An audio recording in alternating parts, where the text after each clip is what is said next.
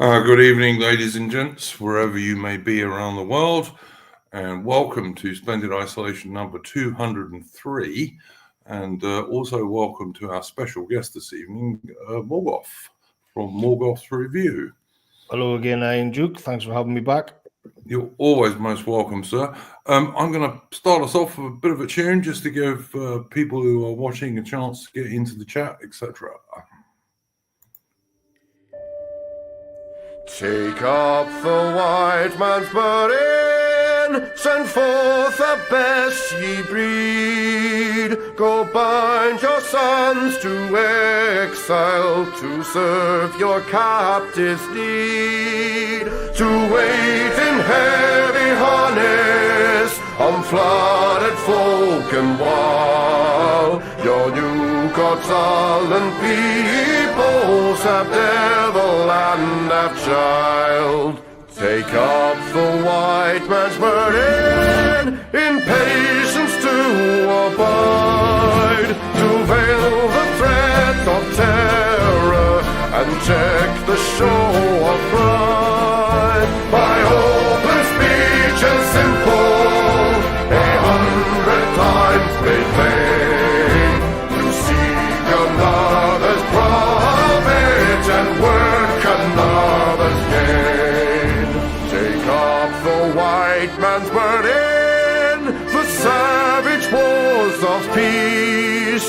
Fill full the mouth of famine and bid the sickness cease. And when your goal is nearest, the end for others sought, what's love that heed and folly? Bring all your hopes to naught.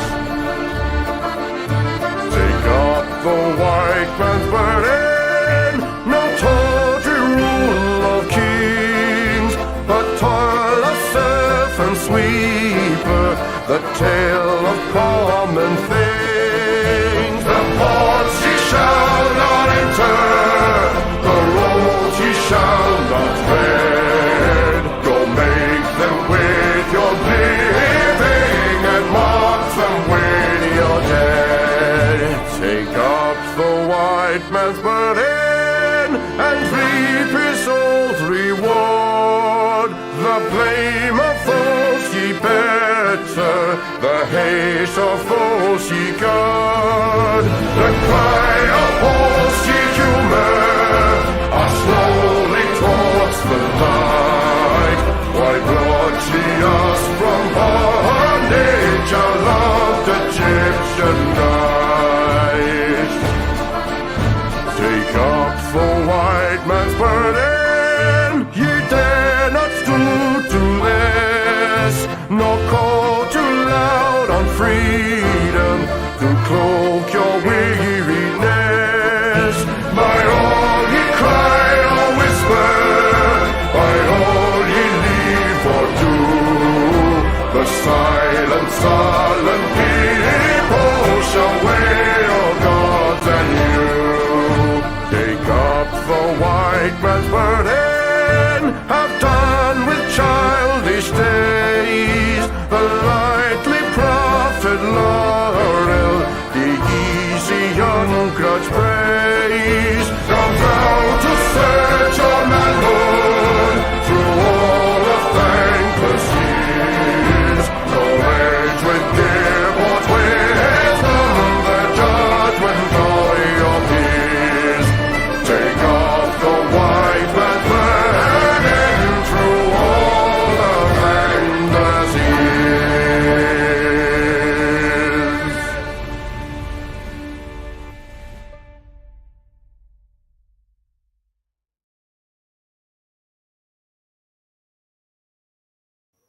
Okay, that was the excellent Chris Gard. Do go and check out his YouTube channel. He's a real musician and he's one of our guys.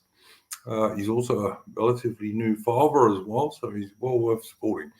Okay, as I said before, the intro song, we have special guests this evening. We've got Morgoth from Morgoth's Review. Because he's a busy guy, I'm going to start off the usual asking guests if they have a first subject to bring up with Morgoth. So this stream will mostly be a special about the so-called, in air quotes, grooming gangs and the continuing British government cover-up around it. And with that, I shall ask Morgoth for his takes on some of this stuff. Before I get into it, I will say that was a hell of an intro. Like, I'm partial to a nice bombastic intro myself, and that was like a 5 out of 5. That was great. That's our regular intro. I'm lucky enough. I know Chris Gard, and he's given me permission to use that. So yeah, it's cool. Yeah, I mean, there's a lot to this because you can keep it down on the level of the British street, and you can keep zooming out, and you end up in American politics and where all that's going and what they're trying to do. There does seem to be some tectonic shifts happening in Western politics, a kind of realignment and a rearrangement compared to the sort of gay race communism that we've had for however many years, 15 years or whatever now. And they seem to be trying to turn a corner on that. And you've got this alliance of sort of Zionists, the Trump MAGA movement, and then this new emerging sort of tech bro elite. And I think it's still finding its feet and all of that. But it is important to point out, because people might mention it, that last week, which already seems like a month ago, there was a huge ruckus going on in America to do with these H-1B visas. When it led to a lot of people getting banned, there was a lot of big Twitter spats, and really it was a MAGA in open revolt at what Elon Musk and his sort of Silicon Valley bros wanted to see happen in America, which was just more Indian migration. That's what it came down to. And I just find it interesting that within a few days, they've switched over to this like more hard shilling for reform, which they were already doing, just not this much. And then a particular focus on a toxic issue, which has been British politics for a long time, which is the grooming gangs. But the grooming issue did actually appear organically in the British news this week. There was another gang got sent to prison, and I think they got life. And as far as I'm aware, how this began was that there's a kind of a small account on Twitter called Max. I should know he's posts good stuff. Max something. Max Tempers. Yes. Yeah. And he posted some screenshots of the court documents, which were just beyond horrific. It was just sadism and barbarism that most people just aren't used to reading. I mean, I'm not. I'm in this scene. I read the Oxford stuff years ago, and it was like this. I just couldn't believe what I was reading. They're not just being pimped. They're not just being raped. It is an ethnic and racial humiliation wrapped with sadism and barbarism. It's like something that you'd read in like Berlin after the Soviet Union invaded in World War II. It's on that scale. It's absolutely unbelievable. Yeah. So this Max Temper's tweet got picked up and then picked up and then picked up, and before you know it, Elon Musk was just going haywire on it. And I think he already can't stand the Labour government and the Starmer in particular, it seems. And it seems to me there's a concerted effort to overthrow the British government. And which is, all right. We can get on board with that. I'm certainly no friend of the Labour Party. And it's kind of it's a huge thing because it's like a convergence of a lot of things which is going on in the zeitgeist.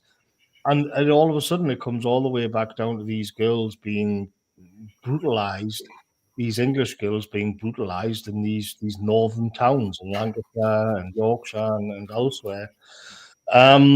And the question is, where is this heading? Is it going to be one of those things where within 3 days nobody's talking about it again? I don't think so, because I think it's just a kind of a new front in a larger war between what will become the Trump administration and those associated with it and the British government as it stands now under Labour. But to most of us, this is not new information, though it is always depressing when it surfaces again. And what I will say is that, you know, my first principle has always been you focus on what is good for us, and us is the native British population. And this to have this sort of horror highlighted to this degree is objectively just good. So that's what I will say. And you can get into more kind of complicated and convoluted takes after that. But I'm happy to see these people finally being put on the spot. I've never seen them under this amount of pressure because of this. Yeah, So that's sort of my opening salvo, I think. One thing I would mention is that what's his name? The chap I've streamed with quite a few times. Trying to remember what his name is now. Horace. Sorry, beg your pardon. I should know him. I've streamed with him so many times. But Horace was pointing out this stuff is still going on. There was a grooming gang in Newcastle quite recently who were Syrians, I believe, this time. But this is like within the last couple of years. So this is not an old issue. I know that there's quite a lot of mainstream media are trying to pretend this is an issue from 10 years ago and what have you. It's still going on. Of course, it's still going on. Yeah, there was another one sentenced or convicted, I should say, just like a month or two ago in Leicester or maybe Leeds. I mean, I think in this instance, these court summary documents, I don't think they're released to the public. I think you actually have to pay to get access to them, and they're quite expensive. Although apparently there is a government scheme which means that rape victims can get hold of their court documents easier, or for free or some such. Yeah, so there's going to be masses of horrific accounts like this that are otherwise sort of unknown to the public. Well, I don't know if you saw that GB News were talking about the case of the girl who they think was murdered and put into kebabs. Yeah, that's Charlene Downs, wasn't it?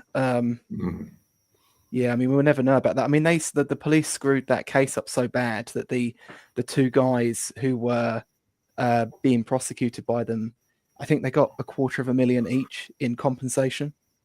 Wow. And to be honest as well, a lot of people seem quite convinced that they did it. It just seems more that the police just really poorly handled the construction of the case. Yeah. But it's hard to say one way or the other. I mean, there was also that cartoon, which I think Carl Benjamin retweeted, where the father was just ignoring what the daughter was saying. And I thought that was extremely unfair, because there were quite a few dads. There were quite a few dads who did try and rescue their daughters, and some of them were arrested by the police after the rapists called the police. Yeah, I mean, publicly there's a few cases of that's known, but even like people who were sort of around, and sort of were activists at this sort of time have said that it happened quite frequently. I mean, again, like it kind of goes into we often get accused of some anti-American themes on here, but it is kind of a typical cope. Like, when they bring up the whole guns argument, I just say, like, okay, but why haven't you gone and liberated Detroit? It's our country suffer with very much the same problems, even if they're distinguished in different ways. There's plenty of January 6th protesters still in prison in America. in a lot of ways, it's the people who are kind of running the American State Department are responsible for so much of this grief in the world. Yeah. I mean, you know, just last week or the week before, there was a woman, a white woman, burned alive on the subway by an immigrant, and the immigrant was standing there fanning the flames, and there was people just walking past with cups of coffee. And I'm not saying that we are better than them or that they are better than us. I think we're all equally demoralized and confused to the same degree. And I think this kind of pissing contest that goes on where you are cooks, no, you are cooks, and all of this, I don't think that's helpful at all. I don't think one nation is handling this better than another. I think we're all in the shit. And I know the kind of remarks that you see, and it's irritating. It's really irritating. Yes, totally agree. I've got good friends who are Americans. There are a couple of good Americans in my Discord, and I think Morgoth is correct. And Adam's also correct that neither side has reason to crow about the other. I mean, you know, our countries are all being fucked up, basically. I mean, I will also say that, I mean, in reference to this whole sort of Grooming gang debacle, I think the fact that it's come up again, it's come up so heavily on Twitter, on Zitter, is it is gonna sort of play against, you know, what we would call the left, because there's kind of two sides to them, isn't there? You've got the side that's a bit more in the state, a bit more sort of Blair or Blair adjacent, and it's sort of that side of it is better at putting these outrages away, whereas the left that sort of lives online on Twitter is actually really bad at this sort of thing, and will sort of constantly trip on claymores, as it were, constantly walk into rakes. Oh yeah, for sure. Because they don't know when to keep their mouth shut. Yep. 100% right. I mean, look, I think we've got a few people on the right who occasionally can't come out with silly things, but the left has far more that come out with completely ridiculous takes. I think. Sorry, Duke. Carry on, please. I was going to say, I think one of the issues why it's just that I was thinking today that the amount of pounding that's like sort of the British shit libs are getting is almost like at this point like a form of psychological warfare, because they're losing, obviously. It's something that we are doing to them, and it's long overdue as well, by the way. Where I think this is going to be, I was talking about how everybody's demoralized. I think it's going to be absolutely demoralizing and energy sapping on the British liberal classes writ large, because they just, whatever defenses they had in the past, they've all been sort of dismantled and got around. So it just comes across as this meaningless waffle. I remember I remember back in the old days, they'd always bring up Jimmy Savile, and it would always be like, well, why aren't you talking about Jimmy Savile as much as you're talking about? Is it just because you're racist? And I started years ago to kind of reframe this, and it's like, look, but you are the ones that told us crimes involving race are worse. You can't, and this is what they were all doing today. They because one of the things firstly, there's like the crimes just in and of themselves, and how that affects the multicultural project, which is not just, and it's like it's not just not working, it's not just like disastrous, it is catastrophic.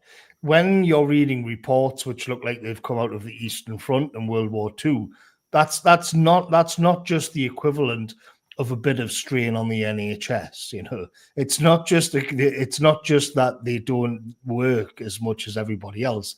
You're talking like crimes against humanity degrees of mendacity and vindictiveness and sadism here by the perpetrators themselves, but then also the people who facilitated this through the teeth of public opposition. And so you get all of these kind of templates that they come out with, these ways that they can try and squid ink at you and reframe it all so that it doesn't seem that bad. And one of them is that, well, why do they'll dig up where there's been like a white indigenous so-called grooming gang, which isn't true because the term grooming gang was specifically because they didn't like the way that people were talking about Pakistani rape gangs. And so what they did was modify the terminology and make it more gentle, and they invented the term grooming gang. But the that doesn't really work either, because everybody complains when you use that term, and I understand why, because it's a euphemism. But it doesn't even work as a euphemism because you're still singling out. Like by now, everybody's just become aware that it's a euphemism, which means basically Pakistani men or immigrant men sexually abusing English girls. And so that racial element is sort of baked into the term grooming gang anyway. They can't get out of that. That's all it's come to mean. It's and then what they'll try and do is say, well, what about this gang of natives who are doing something terrible, or Jimmy Savile or whatever? And it's like, first, you are the ones that told us, and it's written into law, that crimes involving race are more serious. So you're not like that. So you could, all of these little sort of bolt holes. It's like just taking a shovel and filling them in, and saying, "Well, no, I know what you're trying to do here. I know you're trying to sort of bolt out of that hole there, and I'm going to fill that one in." And then I'm going to, you're going to try and bolt. No, you're not going to get out of that one either. And if you can keep doing this, and what I think is that, over the years, everybody's on top of this as well. I just saw before that somebody, was it Ian Dale or somebody at the Times, had said it's not true that we haven't been covering this over the years. And Matthew Goodwin, quote tweeted him and said, he I can't remember the exact numbers, but it was basically the amount of articles on George Floyd was 2,000. On that fire that happened in London was what was it, Grenfell Tower or something? That had 3,000 articles. And then there was this, Stephen Lawrence or whatever, that had 4,000 articles. And grooming gangs comes up 188 times. This is the reality. So every excuse that they come out with is just swatted down so easily. And I think if you go back 10 years, 5 years, people didn't have that. People would get a little bit bamboozled about why aren't you talking about Jimmy Savile and this kind of thing. And now it's just, and they don't know what to do about it. They don't know what to do about it because they've been ensconced in the echo chambers and the ivory towers for so long that they're not used to this anymore. Well, also on the Jimmy Savile issue, someone put up a tweet on X with a clip of Keir Starmer when he was director of public prosecutions, and it was Keir Starmer who decided not to prosecute Jimmy Savile, and he's there in this clip saying, "No, I'm not going to do it because I think it's frivolous," or something of that nature. So it was their own guy, the current Prime Minister, who decided not to prosecute Savile. Yeah, the Jimmy Savile situation was just another example of the British establishment being riddled with perverts who protect perverts. That's still on them. Yeah, there was also that enormously fat Lib Dem MP who was also one of these pedophile types who got away with it entirely while he was alive. And as you say, just another number MP, another member of the establishment, basically. Yeah, I remember during the Southport protests, there was a sign. Someone was holding a sign somewhere that mentioned grooming gangs, or I think it said rape gangs, and there was these people on Twitter, and they were trying to go, they're going after this, but why aren't they talking about this nonce that was working at the BBC? And I'm like, I don't think you're going to find too many people there that are pro BBC, but I do remember many years ago when I wasn't sort of you could say as right wing as I am now. I was arguing with someone at work about grooming gangs, and I was using the term grooming gangs because because that's just how I'd read it as. And I'm talking about this, and in the end, this guy turns around and he's like trying to bat the criticism away, and in the end, he turns around and he's like, "Well, actually, the problem's essentially with you because you're calling it a grooming gang." And I was like, "Whoa, hang on." I'm getting all caught up in this. So, in that instance, the failure was that I wasn't right wing enough, that I wasn't just going straight to the source and cutting out their right now, we've just had the Hugh Edwards case at the BBC. Another Met really established. Yes, that was the one actually that person was talking about. No prosecution really. I mean, he's certainly not going to do any jail time.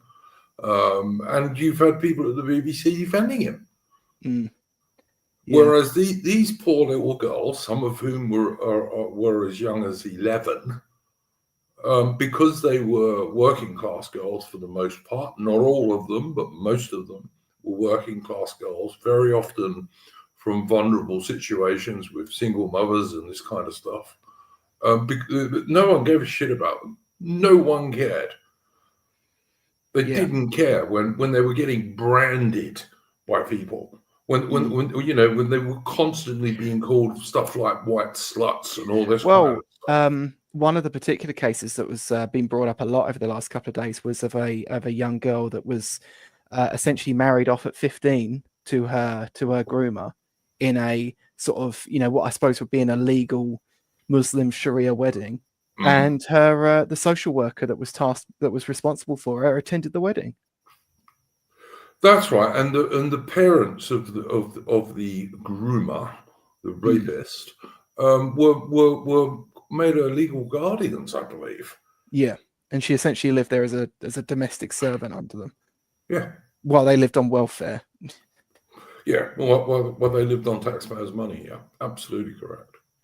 It just makes me so angry, and I mean, I think this is why this issue is so powerful, because for anyone who is a civilized human being, it just does. It makes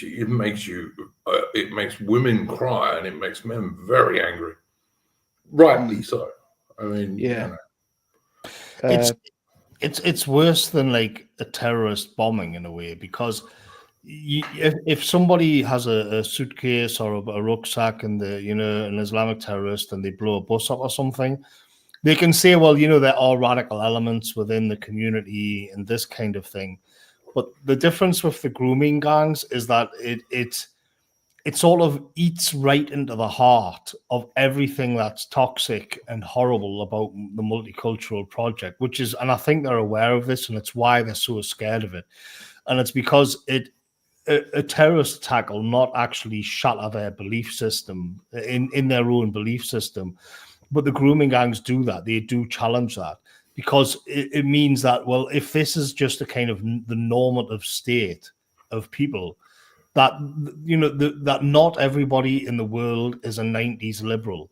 You bring in people from Pakistan or Bangladesh or Syria or Somalia or Kurdistan or God knows where else, and surprise, surprise, like the liberal assumption is that everybody's just a 90s liberal under the skin, and obviously that's insane. And in the case of the grooming gangs, that is what they have to deal with. It is the core premises of their entire world picture being shredded. And on top of that, there's the lies and the cover-up and the incentive structures and the political correctness, which keeps it all kind of ticking over. And I've compared it before to something similar to what happened with Chernobyl in the Soviet Union, where you get this kind of failure, and what it does is expose the whole system. The whole system is revealed to be a bit of a shambles and like lies stacked on lies, which is what this system is. And their reaction is actually quite similar, though they've been dragging this out for a lot longer than what the Soviets actually dragged out their denial about Chernobyl. And what's interesting is that in Chernobyl, it was the Swedes, and I think the Germans and they were detecting radiation and saying, like, what is going on there? Like, what has, and they were getting in touch with the Russians and saying, have you had an accident here? Has something happened? Because we are getting weird readouts. And it's similar to what's happening now, where you've got like these people from outside, like Elon Musk, looking in at the dirty little secret of the British state. I mean, just right now, he's an hour ago. What did he say here? Peter Sweden said it's now been revealed that the British police knew that grooming, rape gangs were approaching children at schools, but they decided not to tell anybody in case it led to community tensions, blah, blah, blah. And Musk has said, good question. And this happened on a massive scale, genocidal rape. And so you get into this situation where it's the outsiders who are peering in and like sort of revealing the dirty little secret for all of the world to see, which is it's regardless of other issues with Musk or what's happening with America. This is objectively good in my book. 100%, 100%. I mean, look, the thing that I notice is that if you look at the situation in Southport, where people were rightly protesting against the murder of those 3 little girls and the attempted murder of many more, by the way, these people were put before kangaroo courts. You can't call them anything else, really. And many of them were given years in jail for basically not doing anything serious and nothing violent whatsoever. One of these guys already died in prison, committed suicide, I believe. And we talked about this on this stream before Christmas. And it's just highlighting the 2-tier policing and the 2-tier legal system that Britain now has. If you are a native Anglo-Celtic British person, you are not treated in the same way as even the most vile immigrant rapist.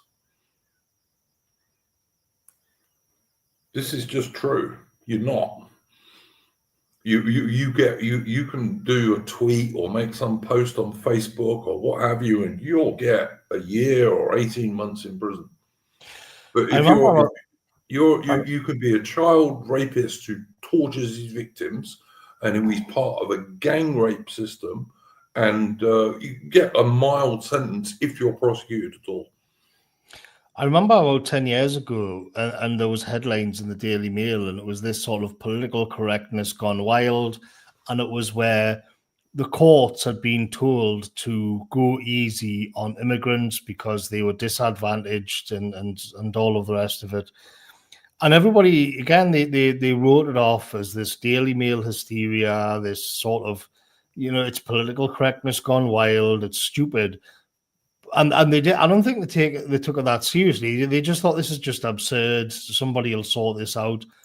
And now you see they just got baked into the justice system. It's just part of it. And again, like all of this stuff gets revealed by the grooming gang issues in particular. Though you can see it, you see it even just in the 2-tier response on the riots and all the rest of it. And I think huge swathes of the country it's not just that they've had enough of it; they just cannot bear to live like this anymore. They're just sick of it.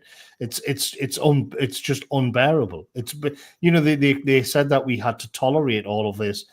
You tolerate going to the dentist and having your tooth pulled out. You tolerate having a thorn stuck in your foot. You don't.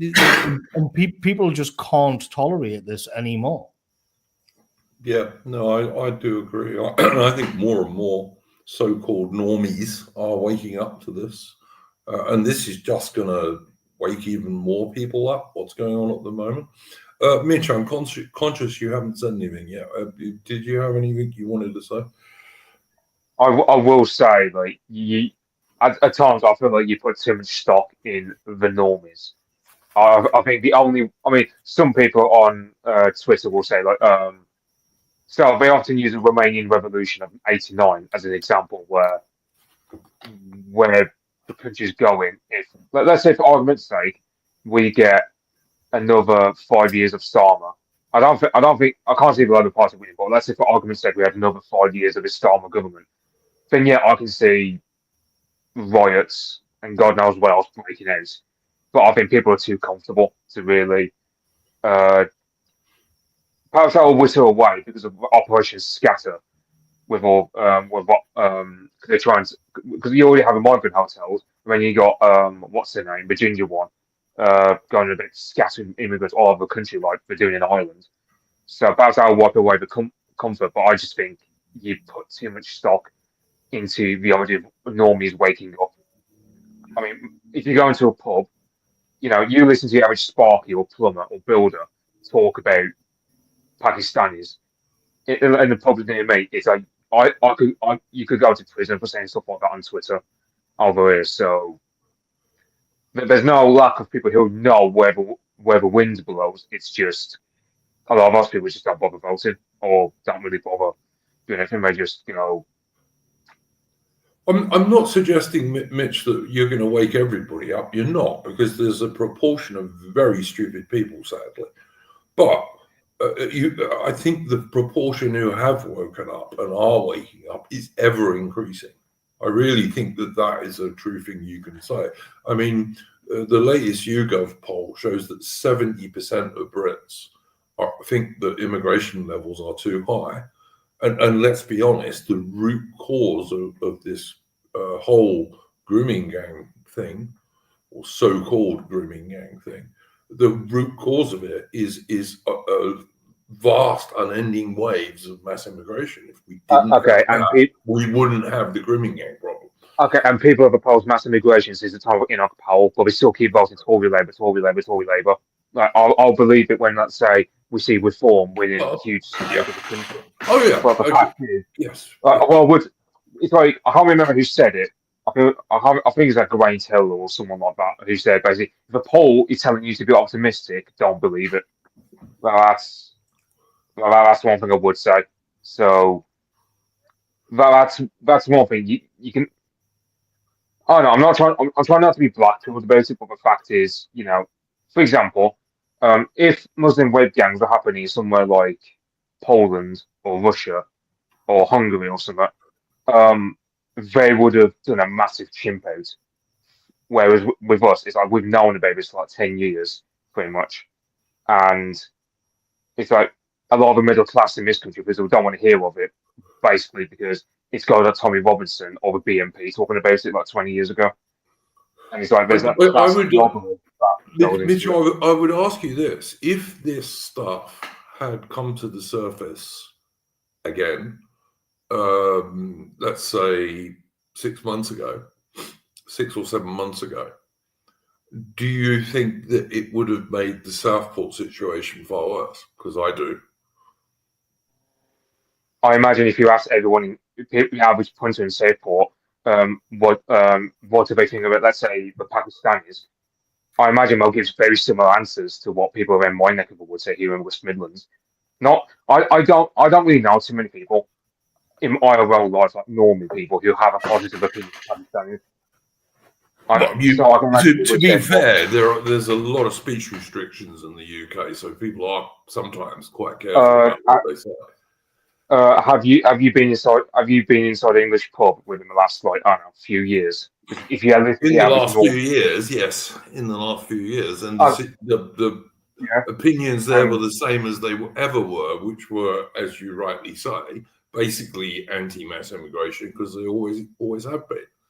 Well, it's further than that. It's actually fed posting territory. I'm talking. Thinking about my parents are absolute normies. My old man would have pretty much fed post about Pakistanis. This was 10 years ago. So the idea that normies don't know the way things are. So everyone knows the way things are. I'm not going to buy any excuses as to say, oh well, these people don't know. No, everyone knows the way the wind blows. I think they do now. Yeah, I think they do now. Yeah. No, everyone's known for years. Everyone knows for years. I mean, for example, if I go into a pub and ask him, no one ever says it's a free country, for example, anymore, because everyone knows the truth. And this has been absolutely. Yeah. When I was a young man in the 80s and 90s, That was a common expression you would hear in a pub, is people would say, "Oh, well, Britain's a free country," or "England's a free country." You never hear people saying that anymore because it's just not true. Yeah, but last time I heard that, I was 7. That's 2008. So that's nearly 20 years that people just have known what the way the wind blows in this country. So again, this idea that, oh, well, normies don't know the way things work in this country. Again, I just you too. I would say it's too trusting of normies to say, oh well, they just don't know. No, everyone knows. It's just, at the end of the day, it's like the old saying goes: people are only as good as the world allows them to be. Well, people are only starting to complain about this because now it's literally, you can't white fight anywhere in this country because Boris literally, it's like my area used to be a white fight area for Brummies, who used to live in, let's say, Aston or Smallheath or Smethwick, and now because of Boris, we've got nowhere to go because Oh everywhere's yeah. As you rightly said, there are fewer and fewer places because now they're spreading these immigrants, including these illegal immigrants, in these hotels all over the country. I mean, as I don't know if it was you or Alman said, they're even putting them in the Highlands of Scotland, for God's sake, you know. Yeah, and it's like, well, that's my point, right, Bo, is look, I mean, you'll get a lot of people who talk a lot of wins. Let's say, I don't know, you get some people say, oh, the normies are waking up, and go, look, and I'm not trying to be black-pilled, because I think this is one issue which, surely to God, has to be a stance where people really have to take an in-group preference slash racist slash, I don't know, like, the way some people talk about this issue, especially people I know IRL, it's like the kind of stuff you hear Serbs saying back in the 90s about Bosnians or something. That's kind of the rhetoric I hear of average. I mean, these are like average people, by the way. These aren't, middle class people. These are like average working class types who go to a pub. Sure. So again, this is the thing. Like, there's no shortage of anger in this country. It's just, at the end of the day, people are sheep. Like, they'll just, it's only when GB News talks about it, for example, that people are really starting to talk about it, and Elon Musk, for example, because there's a certain truth to what the elite theory that AA pushes. So Yeah, which I think he pushes too far sometimes, but I mean that's just my personal opinion. AI, good evening, mate. What did you have to say on this? Yeah, thanks for having me on, Iron Duke. I won't be able to stay too long, but I did want to come in here because I've last yesterday and today I've sort of been doing a bit of posting on Twitter, and I've been looking at what Elon Musk and his friends have been sort of tweeting on.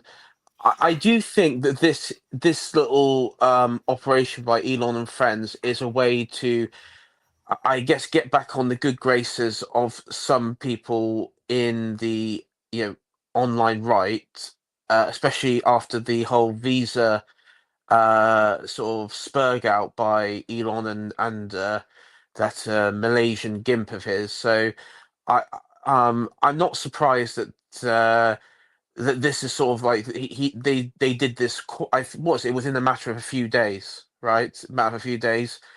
Um, I do take there is one really really disgusting image going around, a comic book image, which I've uh just drew complete condemnation from, because it's so deeply subversive, and the character, the person who makes this, I have been told, regularly posts anti-white American content in the States, and it's possibly an Indian who has loyalties to a certain country in the Middle East. So there's obviously, he is a deeply anti-white scumbag of the first order. Um, and fundamentally what the post was a it showed these Pakistani Asian men uh, sort of pulling this white blonde girl away, and she's screaming for help, and her sort of like elderly father or is watering the plants, and he just shouts back, uh, "Don't worry, love, don't scream too much," or something like that. and I took great exception to that because it sort of plays into this narrative that the British people and parents are cowards and weak and allowed this to happen. It negates how many, I mean, the great deal. You can find articles. I actually found many articles, many Facebook posts and stories of dads who were attacked themselves, arrested by the police, condemned as extremists by counsellors, and Yeah, we did actually, AI, we did actually talk about this a little bit earlier before you came on. And, you know, there's another cartoon of a girl being raped by a load of Pakistani Muslim-looking characters, and the father's being arrested by the cops, by the British police, and that did happen quite frequently. yeah, and you've had I find it incredibly rich, and this will be my one anti-American rant for the evening. So you buckle up, everyone. I find it incredibly rich that you have, Robert so and so from Minnesota, who I imagine, given his, those sorts of characters, or so and so from Chicago, who are the type of people who would have engaged in, or their families would have engaged in white flight from urban centers in those states, 40, 50 years ago. And let's not be around the bush. You can find many, many articles and stories of along the southern border gangs like MS-13 who Yeah, organise no, in. you're entirely correct, AI. And again, we did speak about this a bit before you came on. As Morgoth correctly said, you know, Britain and America both have problems, and the root cause of some of those problems are the same. Both our countries are being destroyed, and yes, there are idiot Americans. Of course, there are, just as there are some idiot British people. I know good Americans who I really like. There are a couple of good Americans in our. In fact, there's at least 3 good Americans in our 4 actually. I think about it, in our Discord, who I'm very happy to stream with and would never come out with something like that. My warning, though, Iron Duke, and this is my warning, is that I don't trust the. I mean, it is good. You are right. It is good that Elon Musk has raised this, because one of the problems with the grooming with these Pakistani rape gang stories is that it is easily suppressed outside of television and radio news and print let's news. remember the British government, the Labour Party, Keir Starmer, and the British government have no power over Elon Musk. And also, one of the things is, a few years ago there was like a TV show, a small breakthrough, that covered it. But I also remember, and this was absolutely laughable, that there was a Coronation Street sort of storyline featuring grooming gangs, but all the perpetrators were white. White British. So it number one, it sort of like was a bait and switch of the problem. So even when the establishment have confronted the story, what they've done is they made it like a universal, like, oh, but look at, I mean, you see this post every day. They'll say, oh yeah, but look at this organized paedophile ring that was found in Plymouth back in 2019 or something.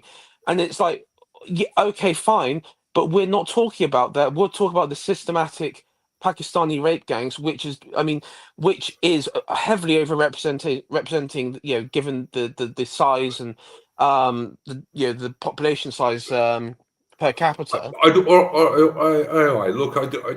I just think 2 things. I think this America versus Britain narrative is a distraction, and we should ignore it. And the silly people on both sides who make a fuss about it. In the same way that I think the issue around Tommy Robinson is largely a distraction on this issue. It's a distraction.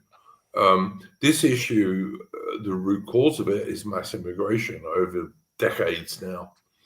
That's the real issue, and that's what we should be talking about, in my humble opinion. I agree. I mean, of course, it's this is what a lot of these accounts, these Elon adjacent accounts, not so much Elon, but like his sort of circle, his sort of orbit, is tried to make it out that it is like. I mean, I saw one said that this is a result of a breakdown of Judo-Christian values. I saw one about talking about assimilation, and the thing that is, but from the centre right point of view, it's like if they were just all going to church on Sunday, that this wouldn't be an issue. And the thing is, it's not even a religious thing. It's not even. I mean, it's not even. I mean, I would say it's more of a ethnic, racial thing in many ways, because we know from All the right, court all right. transcripts. I'm not saying that the Islam bit doesn't play a role, but what I'm saying is, if you look at a lot of the court transcripts from the witness statements from the victims, the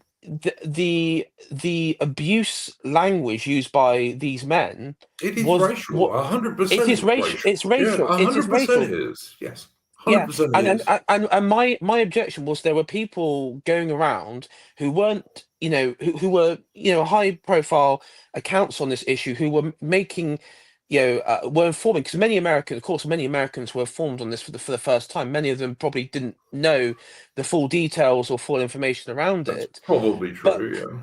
Yeah. but they were being sort of fed this sort of thing and this narrative, and I took that was one of the reasons why I was sort of coming out against this, because I took great exception, bearing in mind Elon and the person who made the same cartoon was making hay with the, saying no, we need more Indian people to replace Yeah, and to I take don't agree American with that at jobs. all. And No. I don't agree with that at all. But anyway, I'd like to. We've been talking for a while, and I'd like to get Morgoth's takes on some of the stuff that's been said over the last 20 minutes. Morgoth, carry on, mate.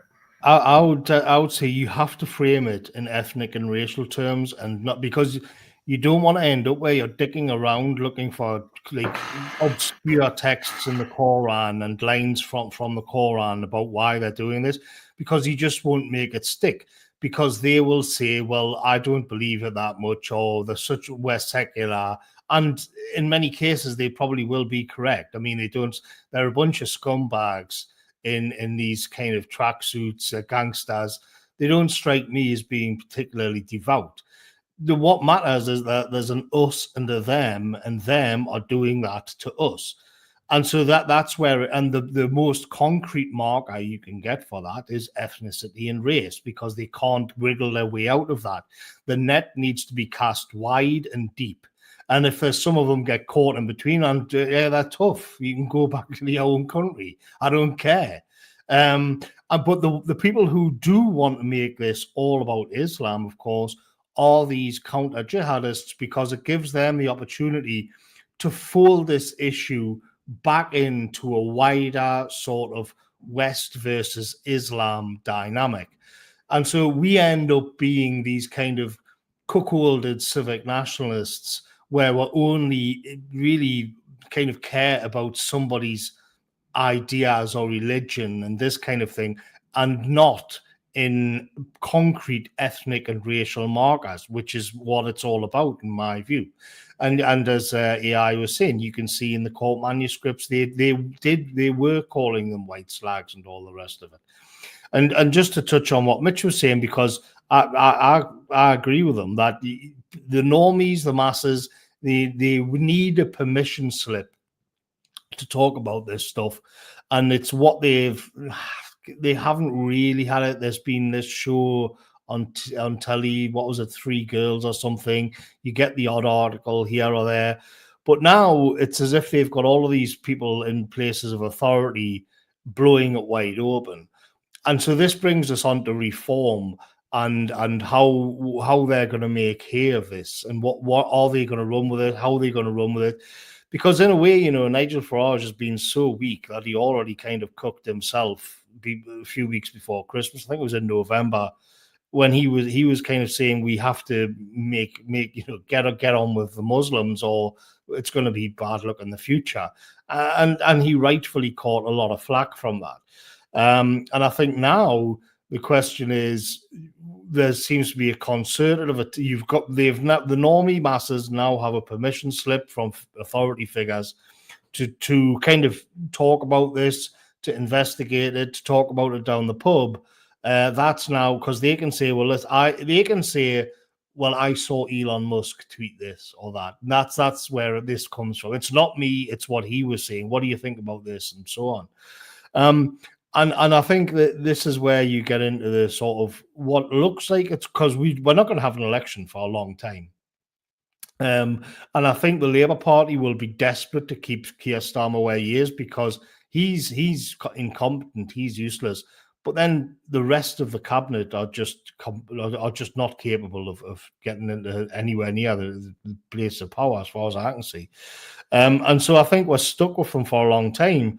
And what this means is that you're going to have by the looks of it, just going off what's happening now, is that you're going to have this concerted attempt of this Muskian populism coming in from America with reform, almost like using reform as a tool to attack and delegitimize and undermine the British government. That seems to me what's happening here, and I think that's going to go to interesting places. And the video that I did today, I was kind of saying, here are the hazards, and the hazards are populism gets folded back into larger issues related to the Middle East, where you can say, well, look, I'm happy with the stuff about the grooming gangs. I'm happy about what's being said about mass immigration. I'm happy about what's being said about two-tier policing. This does not mean that I support wars for Israel in the Middle East. So and it doesn't mean that I'm all on board with some kind of tech bro oligarchy either. So we have to be careful, and we have to stick to our principles and say this is good, this is bad. I'll sign up for this, but not for this, because you can see what the mess the Americans have got into, where they were ignoring conveniently all that stuff about H-1B visas and bringing Indians in on the cheap. But it was there all along. This was not a surprise. Trump and Musk and the rest of them were talking about this all year. All year they were saying we need to have more legal immigration, but we will clamp down on the illegal immigration and this kind of thing. So when they start laying their chips on the table, when we don't like something, it has to be highlighted and say, no, sorry, you need our votes. And we haven't even mentioned it, but what's not even being spoken about, I think, is the fact that the Tories are not even part of the discussion. They're just nowhere to be seen, which is great. That's a great improvement. But that's an advance. I agree. Different Benny Kemi's different ethnic interests. That's not her ethnic enemy. Morgoth. Yeah. Well, she's a Nigerian woman, so yeah. Yeah, she has her own ethnic enemies. I think it's interesting. You look at people like Jess Phillips, who constantly goes on about the patriarchy and protecting women and girls from the evil white man. But when it comes to so-called grooming gangs, she hasn't got a word to say. Nothing whatsoever. I will say that I do agree with I was somebody on the Lotus Eaters a few days ago. I saw a clip going around, and they did say that the thing though is that because this huge it's injustice scandal. I don't think it's actually like this huge Can I just say, AI, sorry to interrupt you. Pleb Enforcement says, does this channel take questions from chat? Yeah, we do. And if you look at the top of the chat, there is a link to Entropy. You can ask super chat questions and so on. And if you've got a question for Morgoth, for example, I promise I will ask him before he leaves. Yeah, usually we do try to read them out as yeah, But if we do answer the questions, it's just this is like it's a kind of a special stream. I wasn't even going to do a stream this week. I only decided to do one because Atman wanted to be honest. And yeah. But Just yeah, to cut it, just to sort of cut it short, is that this story, every now and then, for years, it is just it's been there, and it comes in. It's come in various different shapes and sizes. I remember. I think the most extensive I saw it first time on mainstream was probably Mark Stein a few years ago, when he actually looked into it. A bit, and he started, and it was mainly the Telford gang, and he actually started. He actually was like, he had one of his guests. They actually were debating whether if it was a racial and ethnic thing, and soon after he was booted which from. it He is, lost his which it place. is. Which it is, yeah, and soon after he lost his place at GB News. So obviously he didn't take the right position on that. But because I think it was one of them or a couple of them were like Sikhs or something. So it was like, oh, hold on a sec, what's going on here? But I do think though that there is like this story, until there is retribution and real action taken. This story it's just going to keep on like a wave. It's just going to keep coming in every now and then. And the thing there is, I think with what makes this different with Elon Musk is like this is like this is like the big elephant in the room in British politics, and now it is knocking. It is knocking at and I do think that there is there's been so many desperate attempts. I've listened to clips of politicians recently, like on various was it talk radio and other things, who are really even the Tory. Like there was one Tory one who was massively walking on eggshells. I saw on Twitter with this chap called Alex, who was a constituent of his, who was kept on tagging him in, saying, "Oh, my MP hasn't met me at all to talk about this. We have a local grooming gang problem with us and everything." And they have to address it, but at the same time, they can't. They don't say anything. It's really bizarre behaviour. That it's like we all know what's going on, but the politicians just can't really Well, they can't discuss it. this is what we've been speaking about. AI, they can't discuss it because it destroys the whole worldview that they try and push. Evola's Sunglasses says, I've just joined. Have you mentioned Tom Harwood's tweet on grooming gangs? I know Morgoth saw it. Adamant, do you have something to say about Tom Harwood's stuff? I haven't seen it. What do we know what he said? Yeah, I do. Yeah, Morgoth does, I know. He was having a back and forth with somebody, and Tom Harwood, basically what he said was that the people like Tommy Robinson and the BNP and the far right were knuckle draggers, and they'd made the subject toxic to talk about. And then he went on further At dinner parties. Oh yes. Then he kind of he got a lot of pushback, and he doubled down on it, and he said the editors of newspapers were reluctant to talk about him. It was awkward to talk about at dinner parties because the people who have said it were not very nice, and you just think like. What does that say about like the media, the journalist class, where they imagine like there's a bunch of rowdy lads out. This is what I put. There's a bunch of rowdy lads outside Greg's, and they're talking about how there's an industrial scale rape and torture network going on in the country, but they're a bit uncouth and they're a bit rough and they're a bit thuggish. So I'll just forget that I heard anything about it and never touch it again. That's just bullshit. That's just lies because they were too sackless and cowardly to do anything about it. Again, I mean, I touched on this earlier. It's like they're desperately trying to find a bull tool. They're desperately trying to find a way out of the hole. And there ain't one. There ain't one in this case. And there isn't one. They've all been filled in. The idea that like just to come out with it and say, well, it wasn't really. To be honest, I do believe there's some truth to what he was saying. And I did a follow-up. You can imagine with Enoch Powell back in the day, where we all agreed with him in private. It was just kind of awkward to talk about at dinner parties. And that cowardice is what led us where we are now. Well, Yeah, but of course funnily enough, I used to talk about Enoch Powell at dinner parties, and I was married to a very upper middle class lady at one stage, and of course people just put it down. I used to be a rough soldier, so he will talk about these things.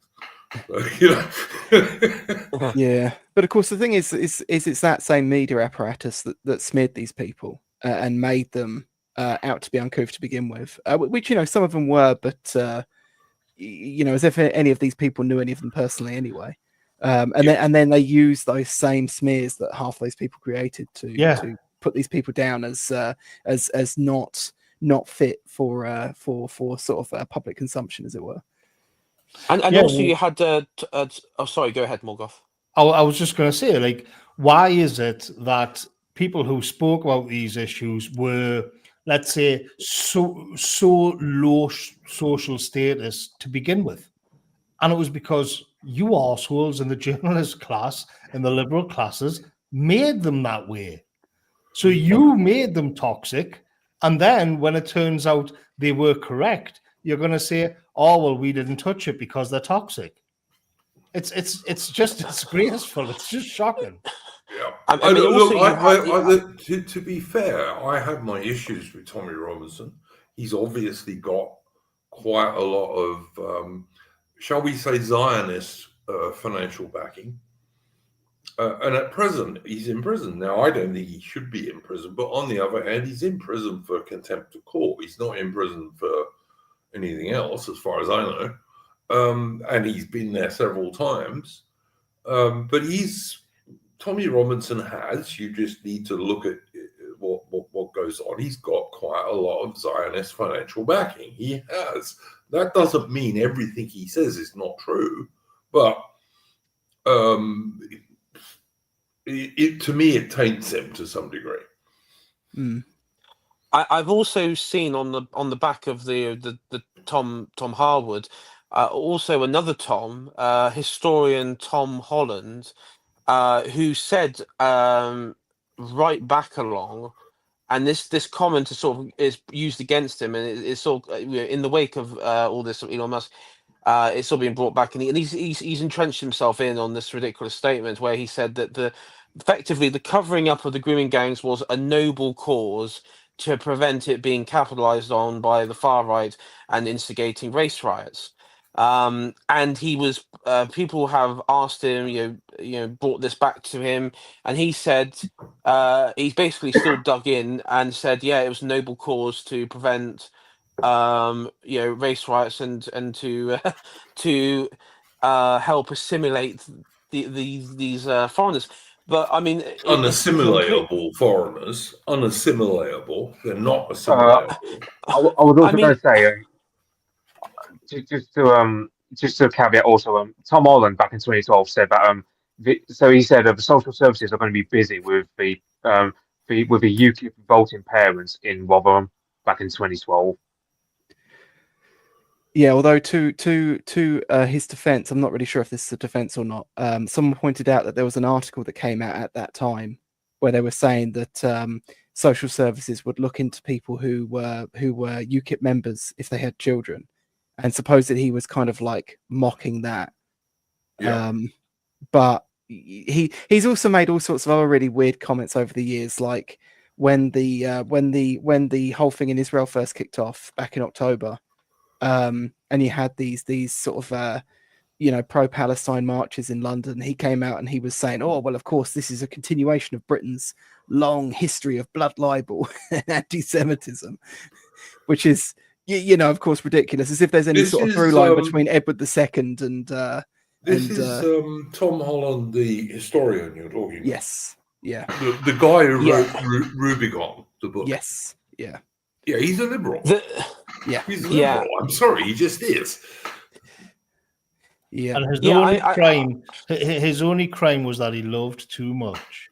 It's like the last pathetic stand they can make.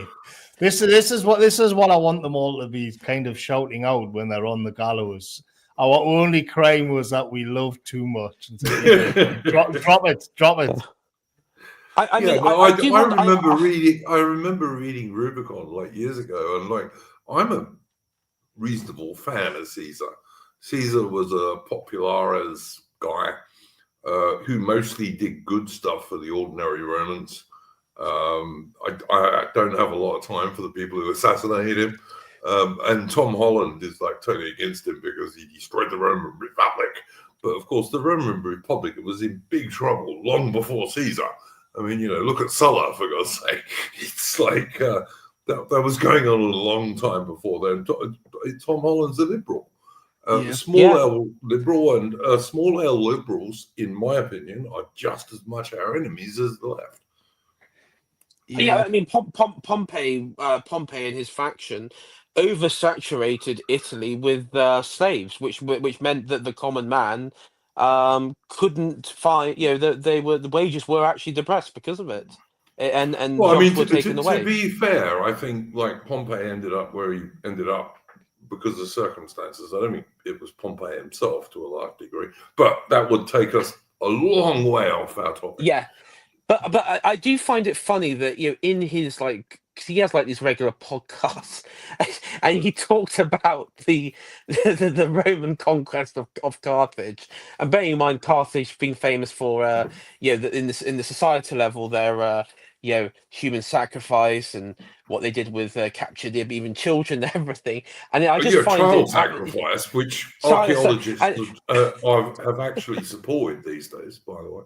But And he has talked about it. He goes, "Oh yeah, they sacrificed children. The Romans when they conquered were horrified to such an extent they enslaved them. They destroyed their cities, salted the earth. Never to speak of to basically genocidally wipe out that destructive group of people." And I'm just listening to it, thinking, "Yeah, Tom, what happened there? You dumb fucking asshole." Yeah, but that's the long way off what we're talking about at the moment. But yeah, Adam, what's your thoughts on what we've been saying so far? I mean, I've been watching HBO's Rome again recently, but yeah, great series. Yeah, I mean, there was another thing Tom Holland said a little while back. It escapes me now. He was up on a stage and he was filmed saying, I don't know, something about egalitarianism. Very cringe. As you say, yeah, he is just a smarmy liberal at the end of the day. He said that Rome was in the Republican era of Rome was highly egalitarian in the way it presents itself, and it's like, well, if you were a Roman citizen living within the confines of the city in a few outlying areas, one could argue that there was some sort of equality. But if you weren't a Roman citizen, which most people in Italy at the time weren't, it was a horrible experience to be in. But the Romans had the social war, of course. But again, I love history, and I'll happily talk about it for hours. But we're talking about Britain in 2025, so I want to bring us back to that. Look, my view is this. You see, I did a thread tree last week, pointing out that you can't be racist to white people. All right, the term racism and everything around it is a communist leftist construct, and it is deliberately anti-white European and European descent peoples. It's deliberately made that way. You cannot be racist to white people if you go on the original meaning of racism with its communist and leftist roots. And the fact is that liberals like Tom Holland and the so-called Conservative Party have and the Democrats and the Republicans in America have totally swallowed this communist leftist term racism and all that goes with it. And the fact is that even if you are 12 Pakistani men raping an 11-year-old English white girl and branding her and calling her a white slag and all the rest of it, you're not being racist, not according to the original meaning of racism. And until people realize this, we're going to carry on with this ridiculous situation we're in today, where you can be racist to white people and there's no comeback whatsoever. And the problem with it is the so-called liberals, the sometimes center-right people, they claim, who have accepted this. And it was always bullshit. Yeah, I mean, what Elon Musk and the rest of them are trying to do is to say we will go back to a kind of 80s and 90s colorblind meritocracy. So their worldview, the worldview of somebody like Elon Musk or Donald Trump, is Lethal Weapon. It's where you've got Danny Glover is the nice white, the nice middle class black man. And he literally is like just black because of his skin color. There's no identity markers. Everybody's just an American, and they want that back, and they see that the Democrats in this case have put racism, made it institutional, which is interesting. I don't think that can work, but whatever. When you bring it back to Britain, you get into this weird place because like we've got the Equality Act, which is kind of like their Civil Rights Act, which is racist against white people. So if you're working in the institutions, if you're working in the police or a local council or whatever, you're in this kind of strange space because by law you are bound by the Equality Act. Where does that then end? Because as far as we're all concerned, I mean, I know I touched on like sentencing and stuff before, but as far as we're concerned, people are tried as individuals, each on its own merits and all of the rest of it. But if all of the rest of the bureaucracy and the managerial state is running on the logic of the Equality Act, are we then like, is it that judges or the police or the councils are just supposed to switch that off when it comes to these? And I don't know. I think what's happened is the Equality Act is entrenched and baked into the system, and so people act according to that. And one of the things that Blair brought in, which Adam Curtis, I did a stream with Academic Agent and Simon Roberts a month or so back, where we dug into Adam Curtis's documentary on this, the Trap, which was all about how bureaucracies were gamified. And if you go, and nobody did this more than Tony Blair and New Labour when they came in. And what they did was create all of these incentive structures in the bureaucracies of the British state. And the idea was that everybody would meet targets. Remember when Blair came in, everybody was obsessing about targets all of a sudden. And you got these weird outcomes. Like, so the NHS would be penalised. Say the head of a ward on the NHS would be penalised because there were too many people lying on stretchers, trolleys in the hallways. So what they did was just put curtains up in the hallways and reclassify them as wards. Yeah. So and when you get these weird things, because at the end of the day, everybody is just thinking of themselves within the system.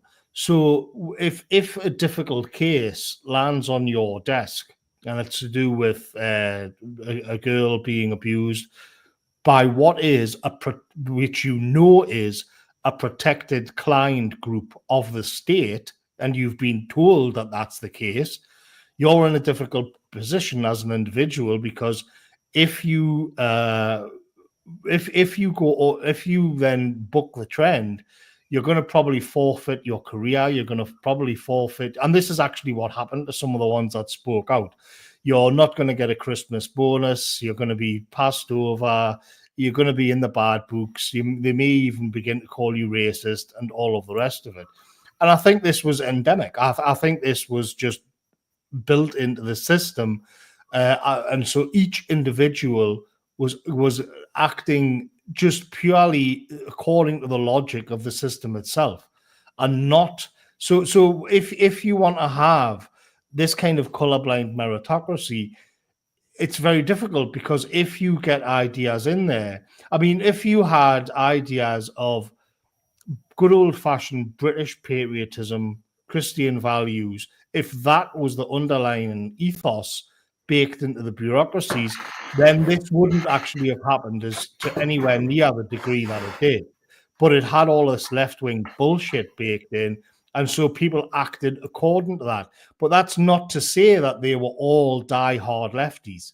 It's not to say that they were all Marxists and all of this in the system, but the incentive structure was set up in such a way that they would know what was good for them. They would know what the boss wanted to hear and what the managers wanted to hear. And so bit by, and this is exactly where you see things, these weird things that happen where cases were just misplaced and passed around endlessly or quietly binned or this kind of thing. And it was because they were all watching out for themselves within this system. So if you have to tell all of it out, it's you have to have something new in there.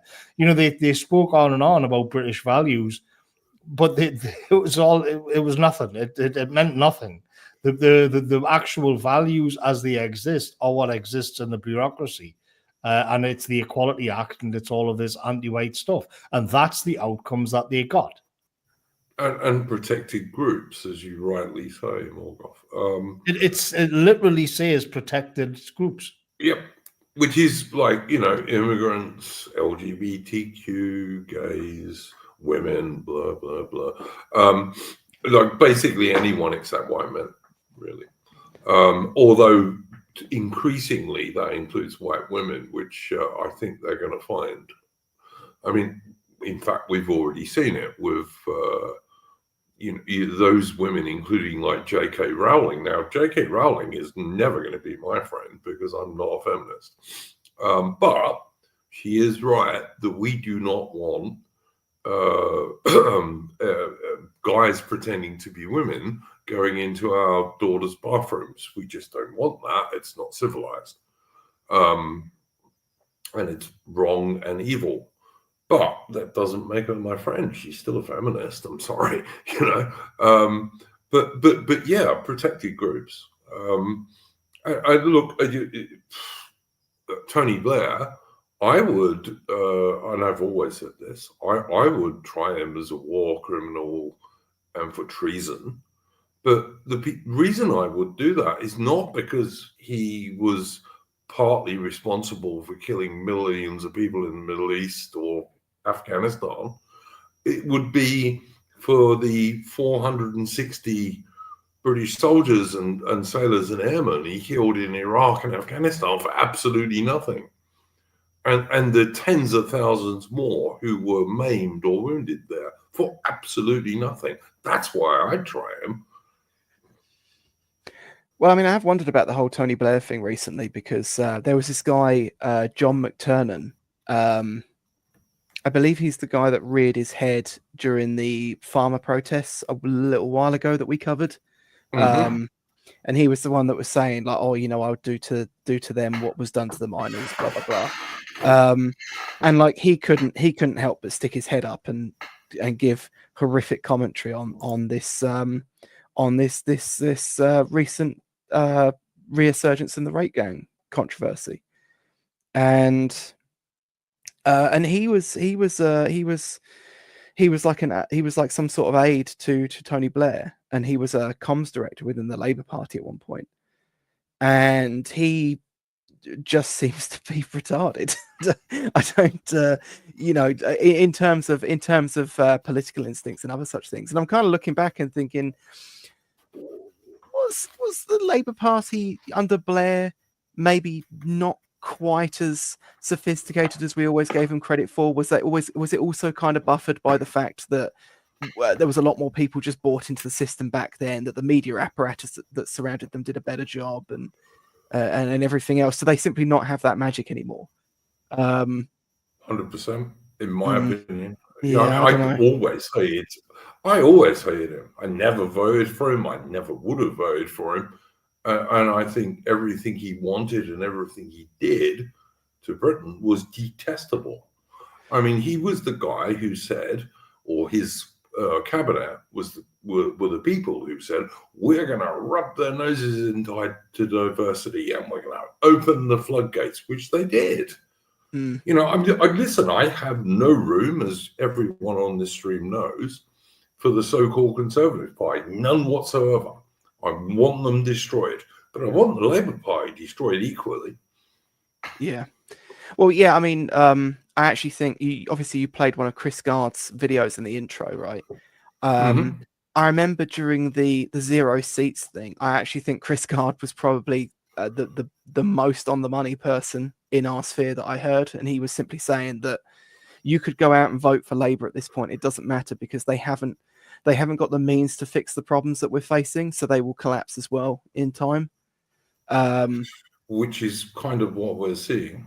Kind of, yeah, it does seem that way. But yeah, and you've got like Oz Wolf in the chat said Fresh Prince, to use someone else's term. I mean, if you think of like Django Unchained, right, the film, there's the bit where Django terrible movie. Yes, but there's a scene where Django shoots Samuel Jackson's character, who I think is called Stephen, at the bottom of the stairs, as if to put the the house minority away. For good, this implication that they're not going back to sort of like they're not going to let you put them back to Fresh Prince era. And you could, a good elite could probably still do that, but I'm not sure if these guys have what it takes to do that, nor the political instincts to pull it off. Could I just, if we're going to talk about movies, could I just say I have a movie suggestion for Morgoth when he does one of his classic movie streams with Endeavour, who's also been on this channel. Please check out a movie from 1965 with Cornel Wilde called The Naked Prey. I just think you guys could really get your teeth into that, Bill. All right, I'll have a look. I forgot what I was going. Oh yeah, this is why I'll check that out. I was just going to say before I go, this is why the scenario is the kind of Back to Fresh Prince. Or I made a video a month or two back called will it be woke North Korea, where everybody else moves on but we're stuck forever in 2021, rainbow flags, just this relic of a bygone era. And the jury's out on that. It depends how Labour are going to handle this new assault which is coming for them. Will they attack right? This is what I was saying in my video today. That's what they've been doing so far, Morgoth. They have. The Southport stuff. Yeah, they have. After the Southport stuff, which was just a catastrophe for them.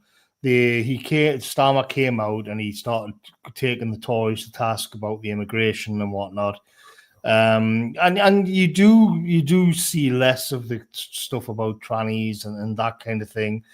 There's a few more Union Jacks being rolled out.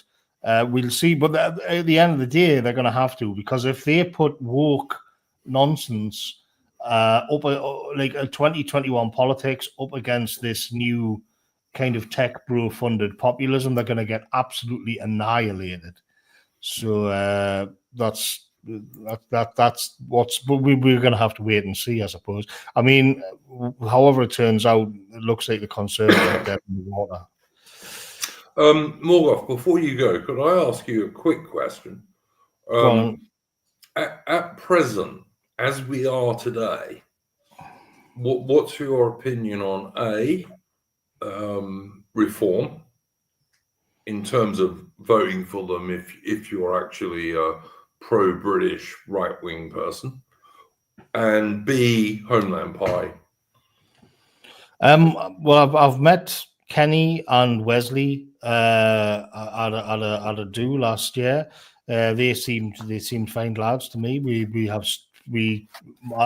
as men, we sat down and had a pint and chatted about some disagreements in the past and smoothed things over, and they seem to be catching on, seem to be getting popular.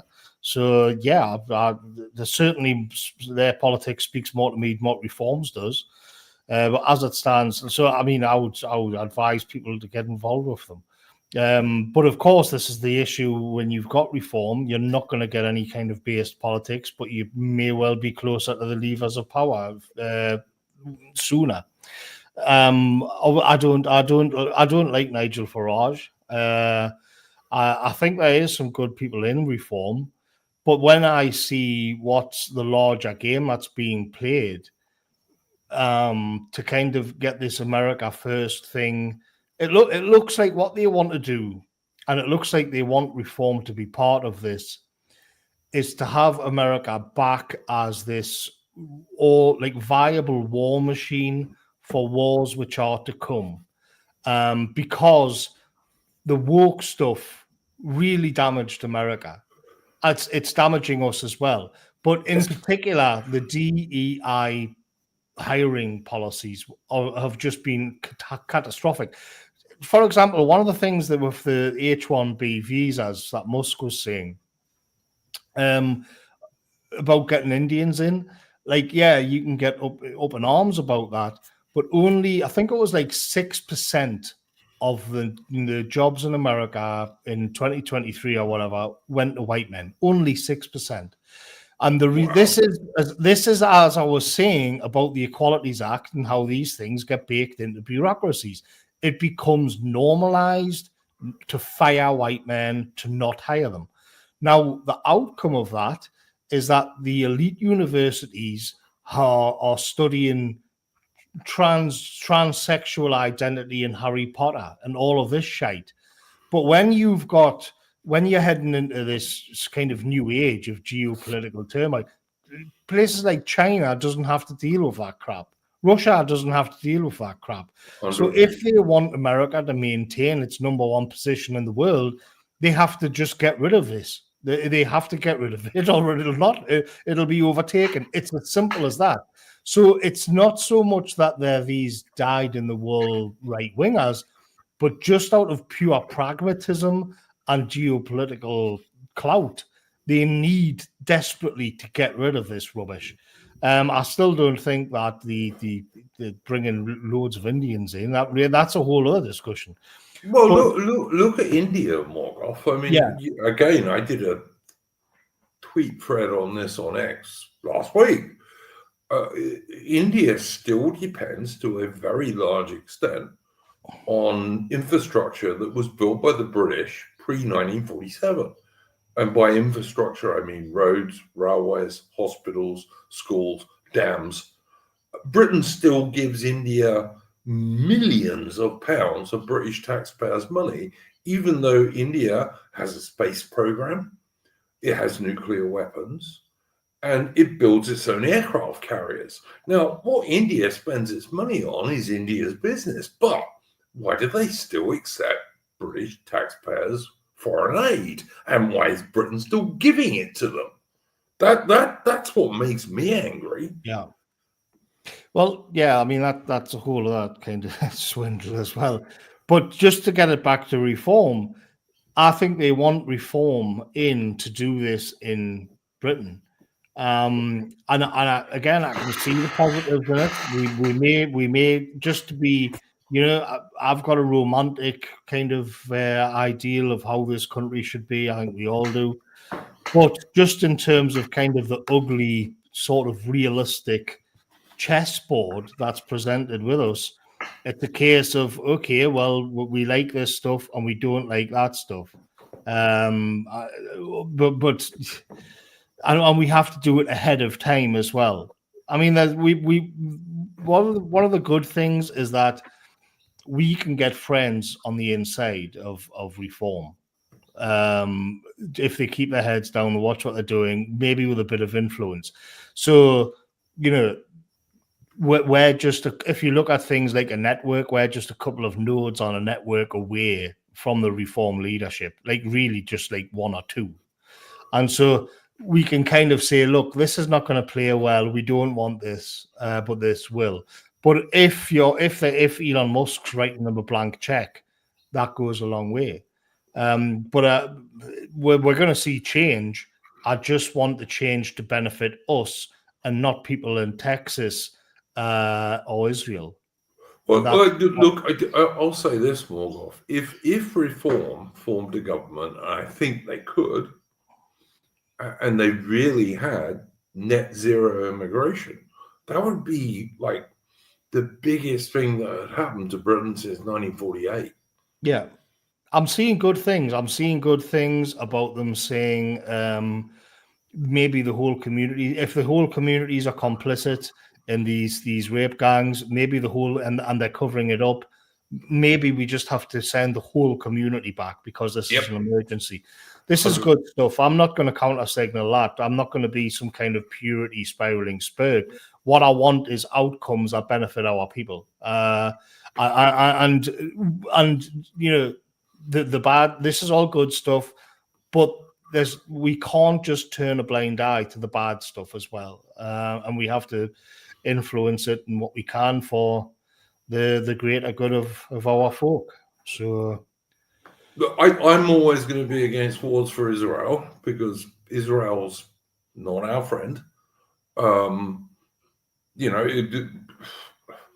they're not our friend. They're not. I'm sorry.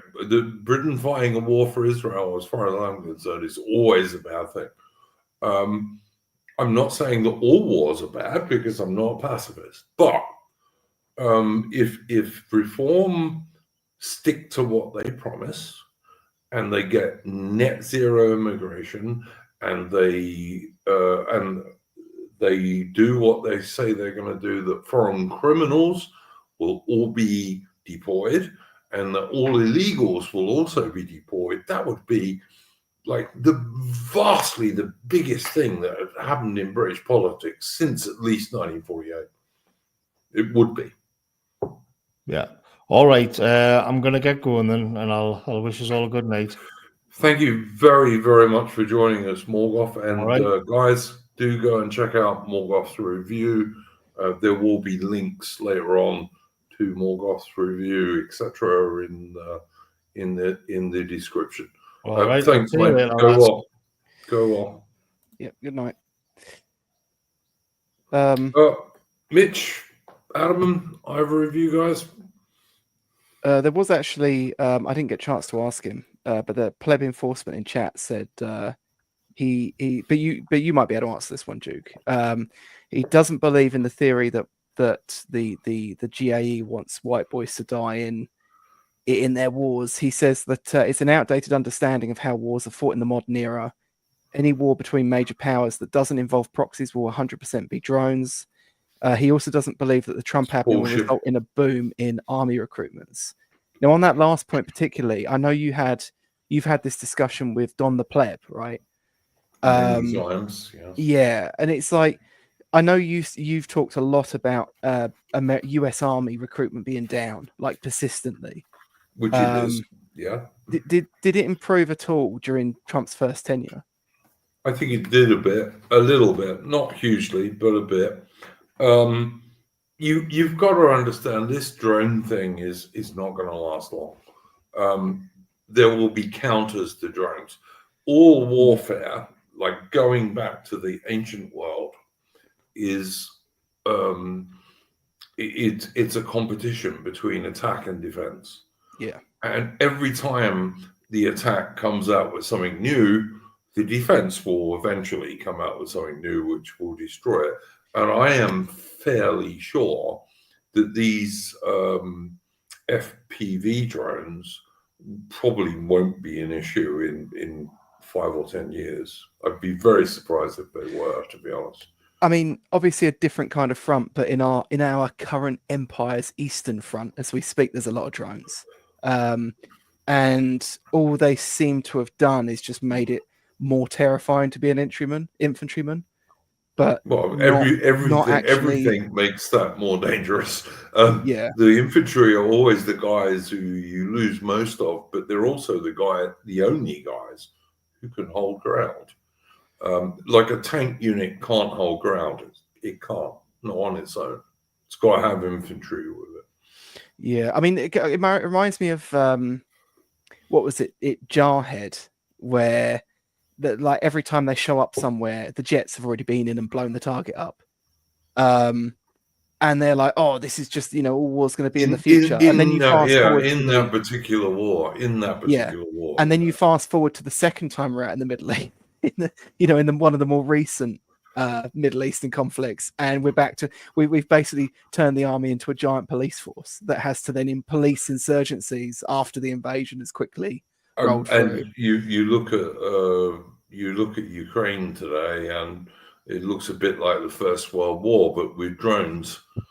You know, it's like, yeah. I mean, this is what warfare's like. He said, but in 10 years, drones won't be an issue. I don't think there'll be counters to them.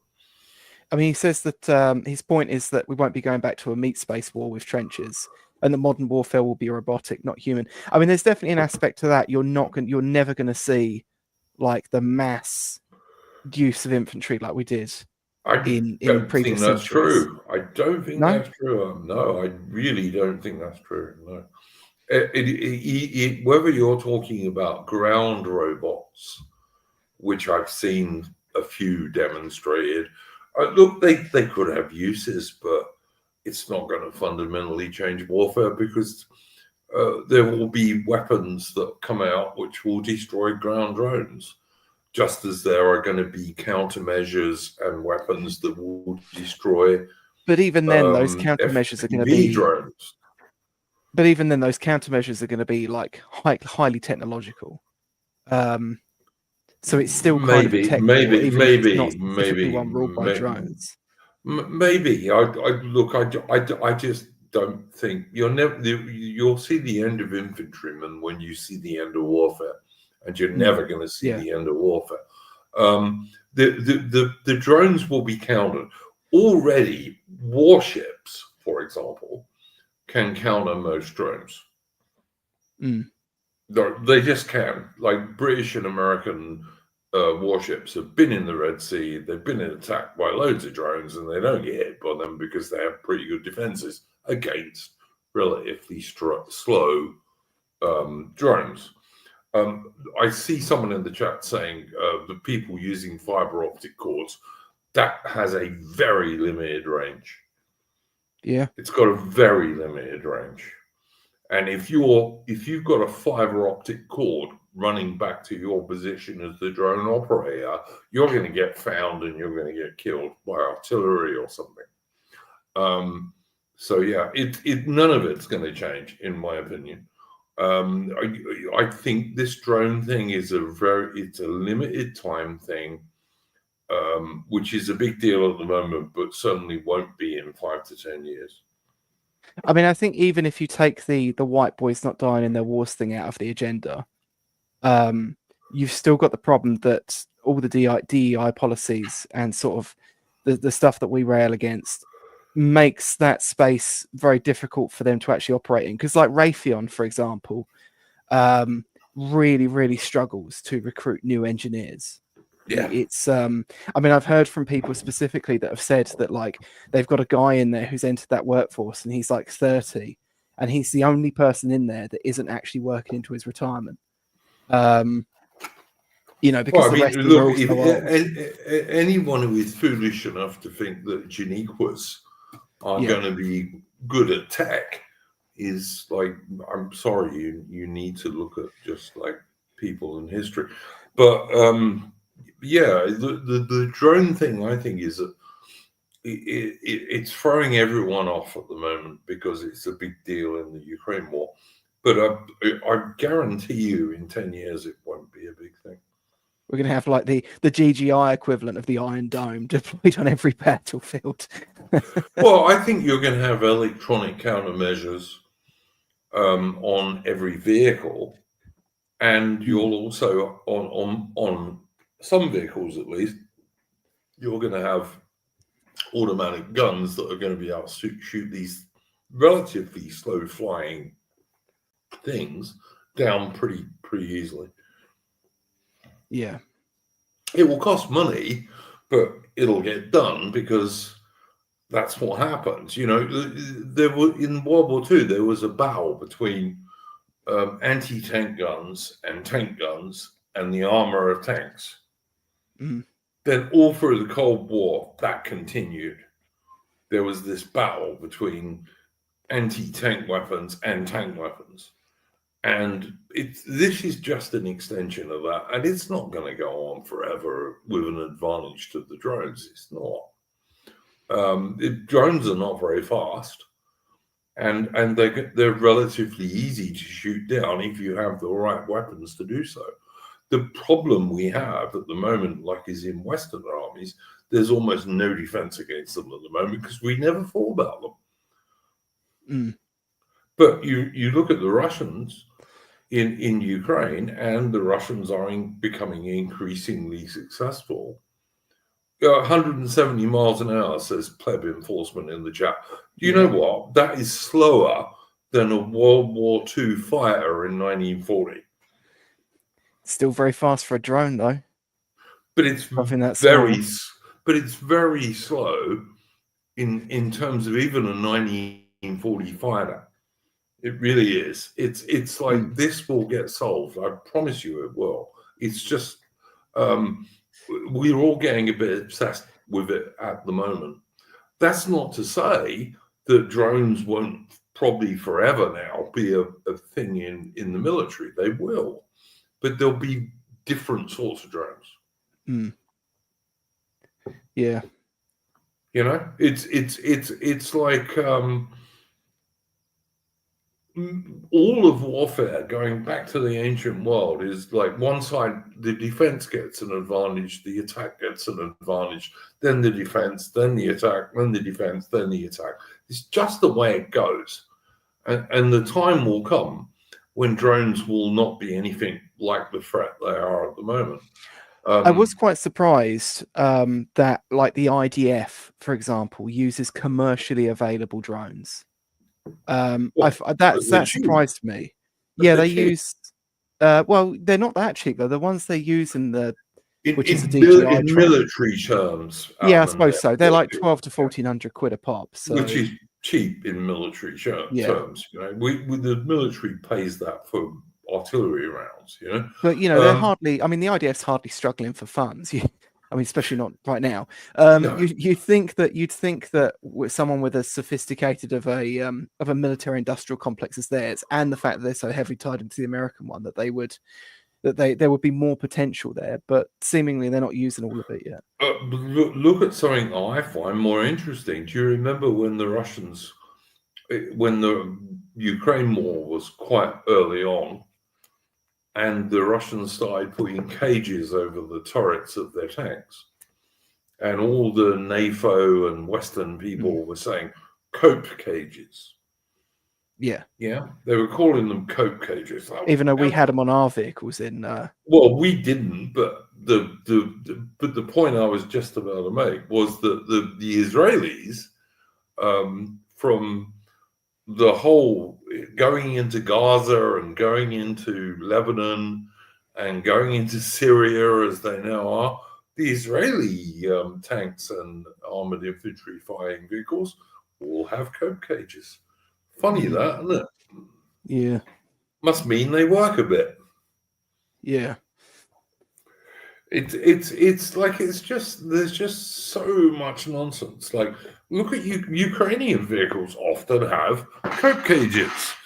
The difference is the Ukrainians are actually running out of the soldiers to fight their war for much longer. But yeah, I mean, we did have something similar on our vehicles when we were in Afghanistan to defend against IEDs.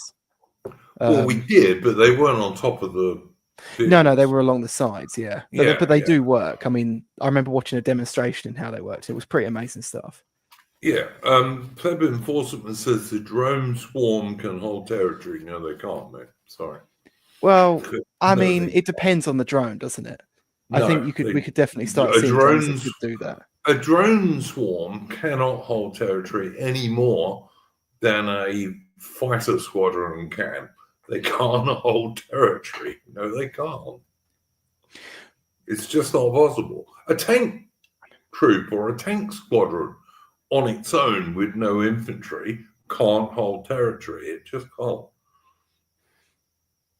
Well, I mean, like, for example, above, I mean, even that that. I mean, we should probably get off this topic, but even that analogy is probably a bit flawed. But like someone brought up, like an A-10 Warthog, like a ground support plane can hold territory, but it has to be predicated on the fact that it has ground forces that keep, or even air forces that keep the skies and anti-air out of the way, that it can stay up.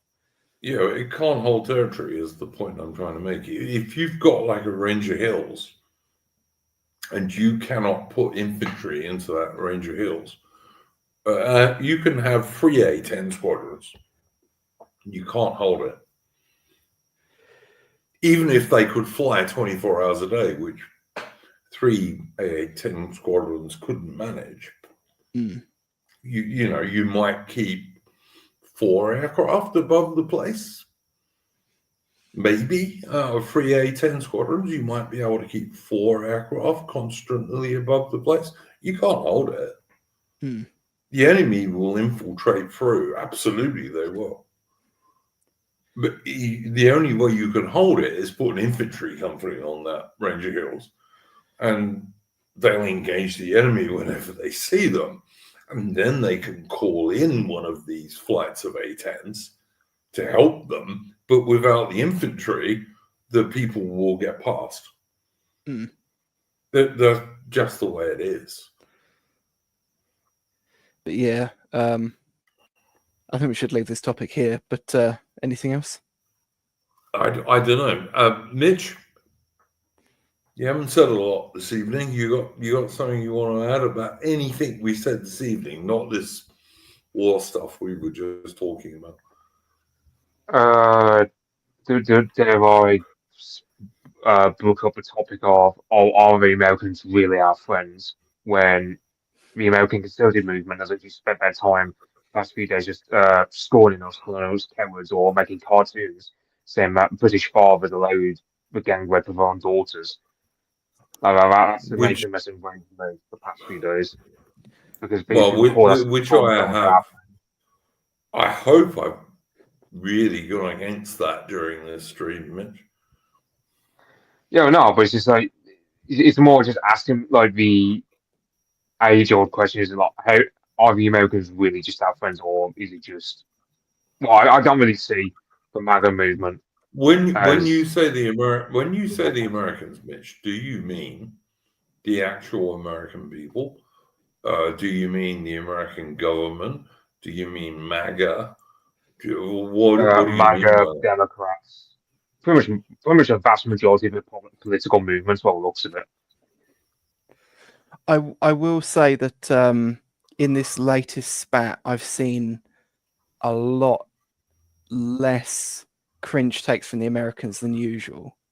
There's still been quite a few. The comic in and a bunch of others, but I have seen there's been quite a few sort of floating to the surface, sort of within our sort of the American end of our sphere, that have been quite good in pointing out that the afflictions that we're getting is basically the same as them with some of their cities. And I think I saw AI posting something about the zebra killings, and I saw some Americans sort of agreeing with that and going along with that. So I don't know. Yeah, I hate this. Like, people say Americans. Who do they mean? Just like when people say I mean, British, it like usually, like if I'm talking about Americans, we'll be like, if we're talking about American criticism on here, if it's like America as a country, we're talking about like the State Department or the government. But in this instance, the problem is kind of like the sort of it is the American online right, which kind of, or it's a particular kind of a large subsection of the American online right that kind of want to lord it over the Europause, as it were. You see all this weird stuff. There were one particular kind of set of bad takes I saw where they were saying like, oh, the Brits are like, cowardly and this, that, and the other. They don't have the rebellious spirit of us. I'm like, you realize we're like the same, right? Like, we're both Anglos. Like, they seem to think that there was this weird that leaving to the New World was some sort of like eugenic pressure selection, but it doesn't really. I mean, that's too complex for that to be the way that works. Oh, look, I'm just not going to take this childish argument that, there's the British on the one side and the Americans on the other side, and they're all the same. It's stupid. Do I like the American deep state and the American government? No. Do I like the British government and the British deep state? No. And they're our real enemies as far as I'm concerned. Okay, and the American deep state isn't motivating these American conservatards to spend their time saying, "Oh, well, you Brits are all cowards," or "Oh, we Brits don't do anything because we don't have guns," or "Oh, well, you should have done a massive blah blah blah." Mitch, one American So- in the chat this evening said the Brits are cowards, and I banned him. I banned him. But that is kind of, it's not just that one guy though, is it? It is kind of a broad problem within sort of the especially within the online, right? I think it is, but then I've got quite a lot of online American friends, as you know, Armin, and Mitch knows. I have nothing against people like Red Hawk and Semigog and who's the other guy? Charlemagne. I got nothing against those guys, to be honest. And I just think it's counterproductive for us on the real right to spend our time arguing in that circle. I just think it's pointless. Right, but if you had guys who were let's say posting sort of doomer stuff that bordered on humiliation posts, you'd probably call it out. Oh, like I said, that's kind of someone in there was someone in the chat tonight, and who said the Brits are cowards, and I just banned it. But that is what a lot of these people are bordering on, or outright saying in a lot of instances. Well, those people I've got no time for, and fuck them, and I'll ban them if they come in my chat. But I mean, JD Vance floats very close to that as well, or at least I've heard him say as much once. Maybe, yeah. But look, I can just stick to my own. I have my own rules, and if you break those, then yeah, I'll ban you. But on the other hand, there are good Americans. They're not in the deep state. They're not in the American government. They're certainly not in the American State Department. But but equally, I'm not gonna. I'll give you another example. Survive the Drive. You guys know Survive the Drive. He's an excellent British dude who has a very good YouTube channel. He happens to be a pagan, but that's neither here nor there. But he posted a good thing on Twitter, on X, that said, the idea that most pedophiles in Britain are English and white it's a blood libel, which it is. But he was posting a thing that the British Home Office put out. So my reply to this was to put up a photograph that the British Home Office put out of some of their staff, and none of them were white, not one single person. Well, yeah, it's some content that was reported on it where it's like 700 Muslims who are just all geared to basically just propping up Muslim interests. Yeah, and they weren't all Muslims. There were black women there. There might have been even one white feminist woman. She was certainly ugly enough to be a feminist. But yeah, basically they were all either Muslims or black. And this is the Home Office, which is saying, "Oh no, the big deal is white guys." So yeah, that's my view on that stuff. It's like if you're my enemy, you're my enemy, and I don't care if you happen to be born in America or born in Britain. If you're my enemy, you're my enemy, and those people are my enemies. if people want to come out with, oh, Britain's cucks and Britain's cowards and all the rest of it, well, if you want to say Britain's cucked because of the government, then to some degree I'll agree with you, but that's equally true of America. But if you want to say ordinary British people are cowards, then no, I'll ban you. Sorry. Yeah, John Yeah, Doe 'cause I mean- said the. Oh, sorry, Mitch, you carry on. I was also saying they did this to France last year, back in the last election, where you just had like people like Cassandra Fairbanks and Journalistic and all these MAGA types just calling the French people all fucking cowards. So it's not only us getting sick, it's also I've also seen some Americans, like some about the MAGA tide movement, also having a aiming at Ireland. Like I think there was an Trump, one of the Trump guys doing the tariffs. He said he's going to aim at Ireland because, of course, Ireland is falling out with Israel over the Palestine stuff. So it's like there's a big caucus of like the Magatard right who are just anti-European. Like they really just hate this side of the Atlantic. I'm sure that's true. I'm sure that's true. If you wanted to aim at the Irish government, I think you'd have every right to do so. You could We're not also talking aim about the Irish, the Irish government, but having to go into the Irish society as a whole. But you could also aim at Sinn Féin, which is absolutely Brits out, Somalians in. That's what Sinn Féin believes in. So, Okay, we're not talking about Sinn Féin, we're talking about Irish society as a whole. We think of Irish people as a general concept. We're not talking about specific subsets. We're talking about Ireland as a whole. When some of these more Zionists have a go at Ireland. Then they'd be equally wrong, wouldn't they? I mean, Yeah, but the fact is, some of those people occupy high positions. Like one of them is enacting the tariffs that the Trump administration is planning on implementing. So it's like I don't know enough about that to comment, Mitch. To be honest, I just don't. Look, I occasionally see English people who hate Irish people.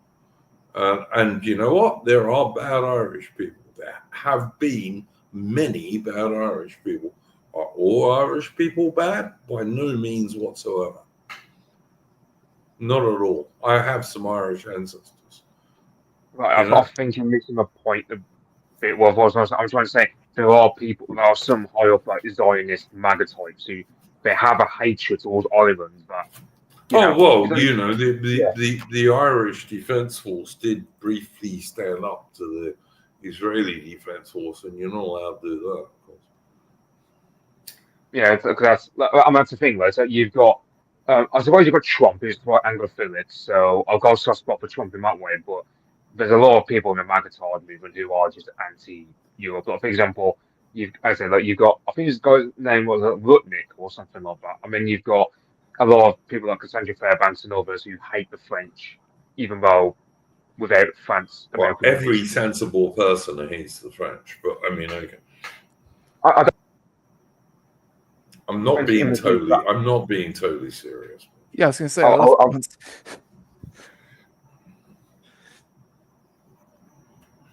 I mean, every sensible person hates the French. I'm not being totally serious, but there is an underlying truth. I mean, come on.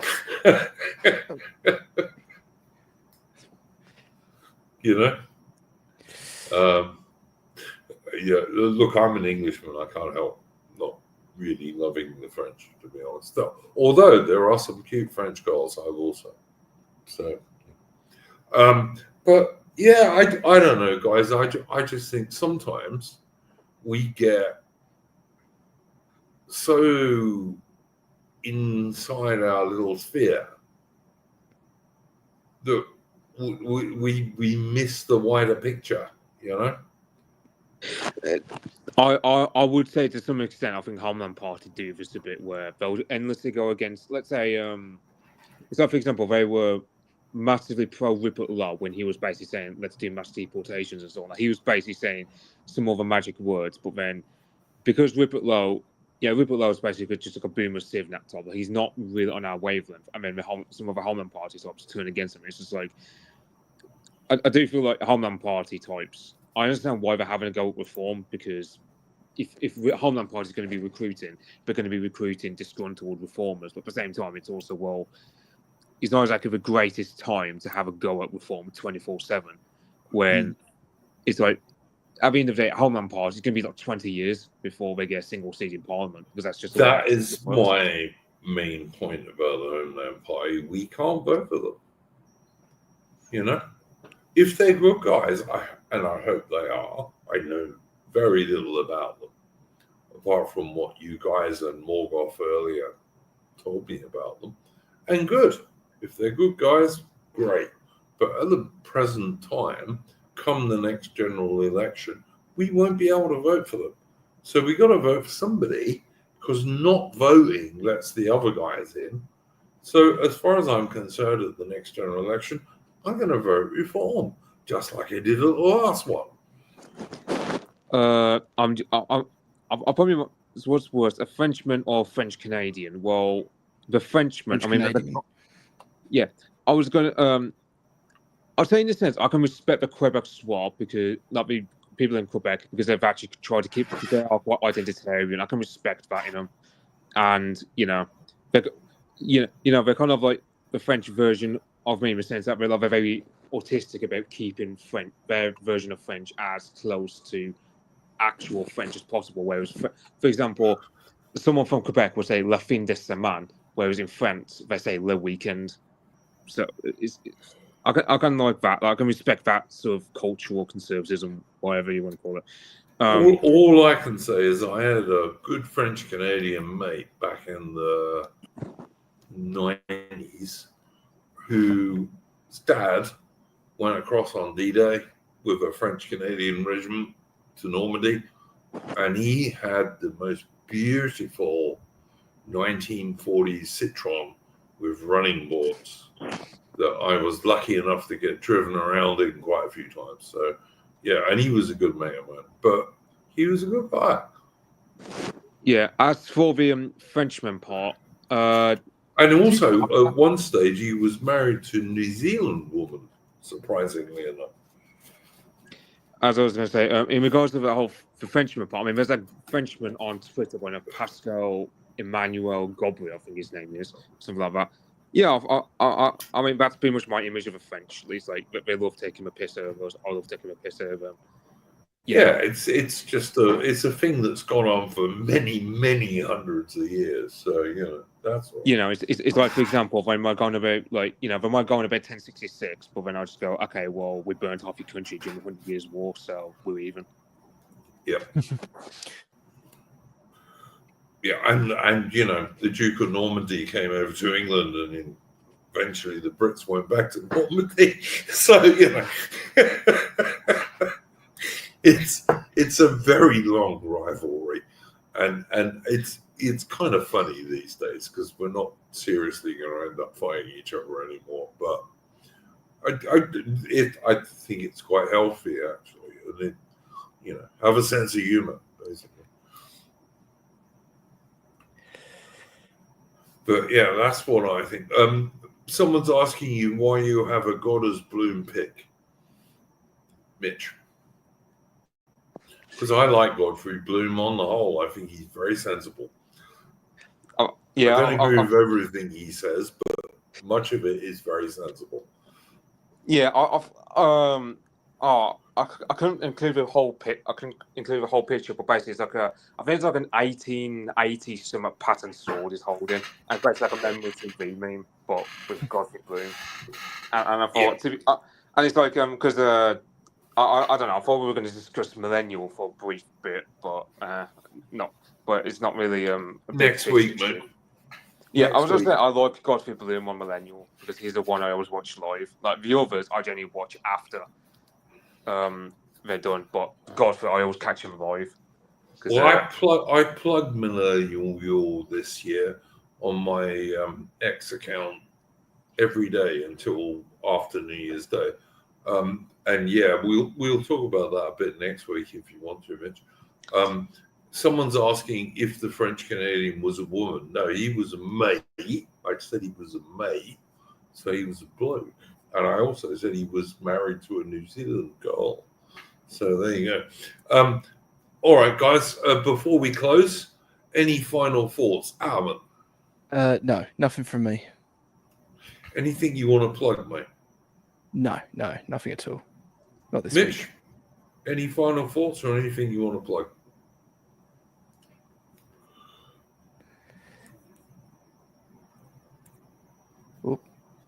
Whoop. Mitch? Oh no, nothing from me. That I can think of anyway. All right, then I'm going to say thank you to my guests this evening, Morgoth, of course, Adaman, Mitch, AI.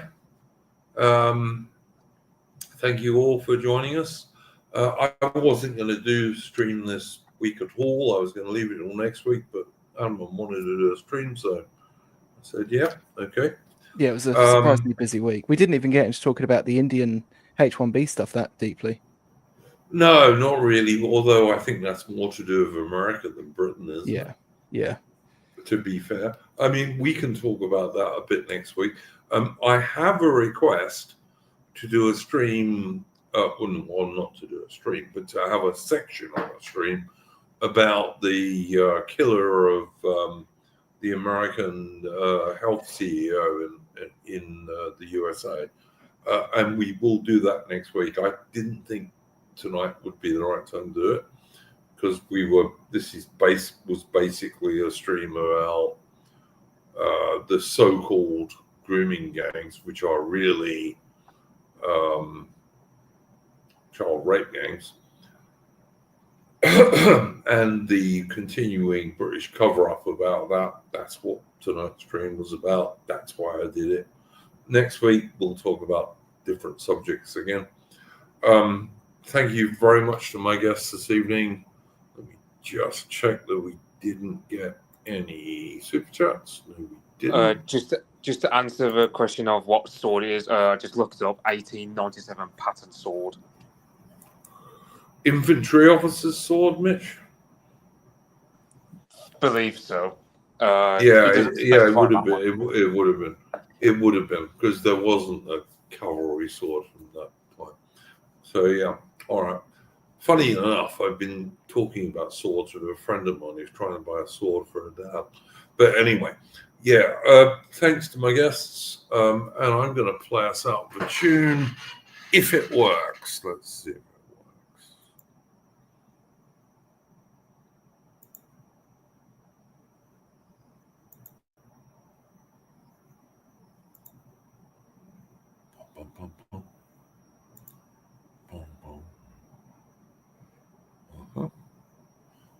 Good.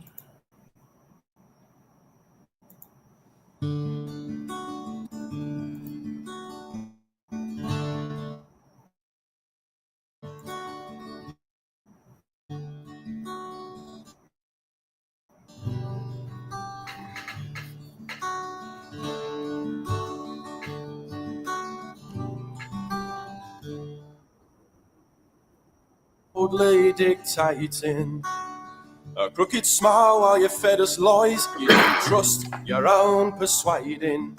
You sought to slay and to keep at bay the few good men that warned.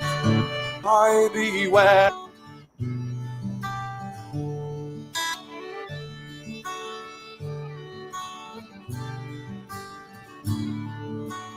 For that I, the riddle I die, for the riddle I. You were bought with coin and you played your part and you'll live to rue the day. You smite the ways of our hallowed land and ignore the plight of our people, while you grease the stranger's outstretched hand and shout that all are equal. There'll be bitter cries for your deeds and lies when weird sounds the horn. And the Norns will glide through English sky and you'll reap an England scorned.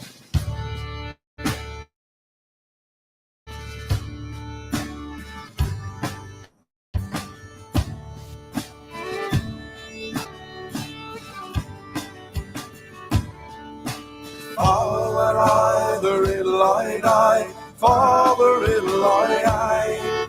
You were bought with coin and you played your part and you lived to rue the day. To me father it'll I die. Hark to the sounded ho. When freedom cries, fill English skies, you'll wish you'd never been born.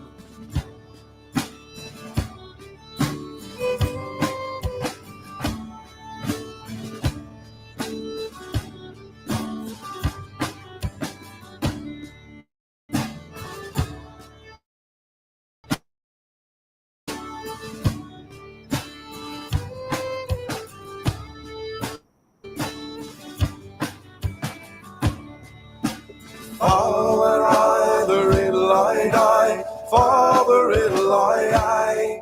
You were bought with coin and you played your part and you lived to rue the day. To me, father, either it'll I die. Hark to the sounded horn. When freedom cries, fill English skies, you'll wish you'd never been born.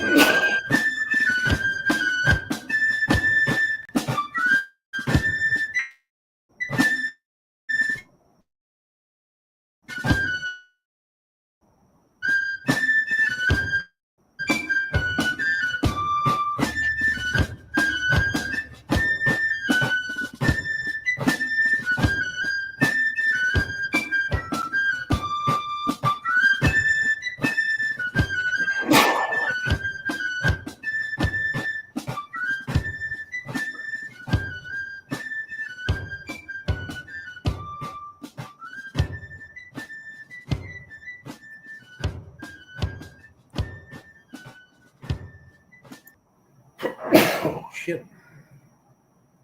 Okay, that was from a friend of the channel, Patriotic Archive. Please go and check out his YouTube channel. He's got some great music on there. Thank you very much again to my guests, Morgoth, Adam, Mitch, and AI. And we'll see you next week. In the meantime, guys, don't let the bastards grind you down, because we will win in the end. Check you later, guys.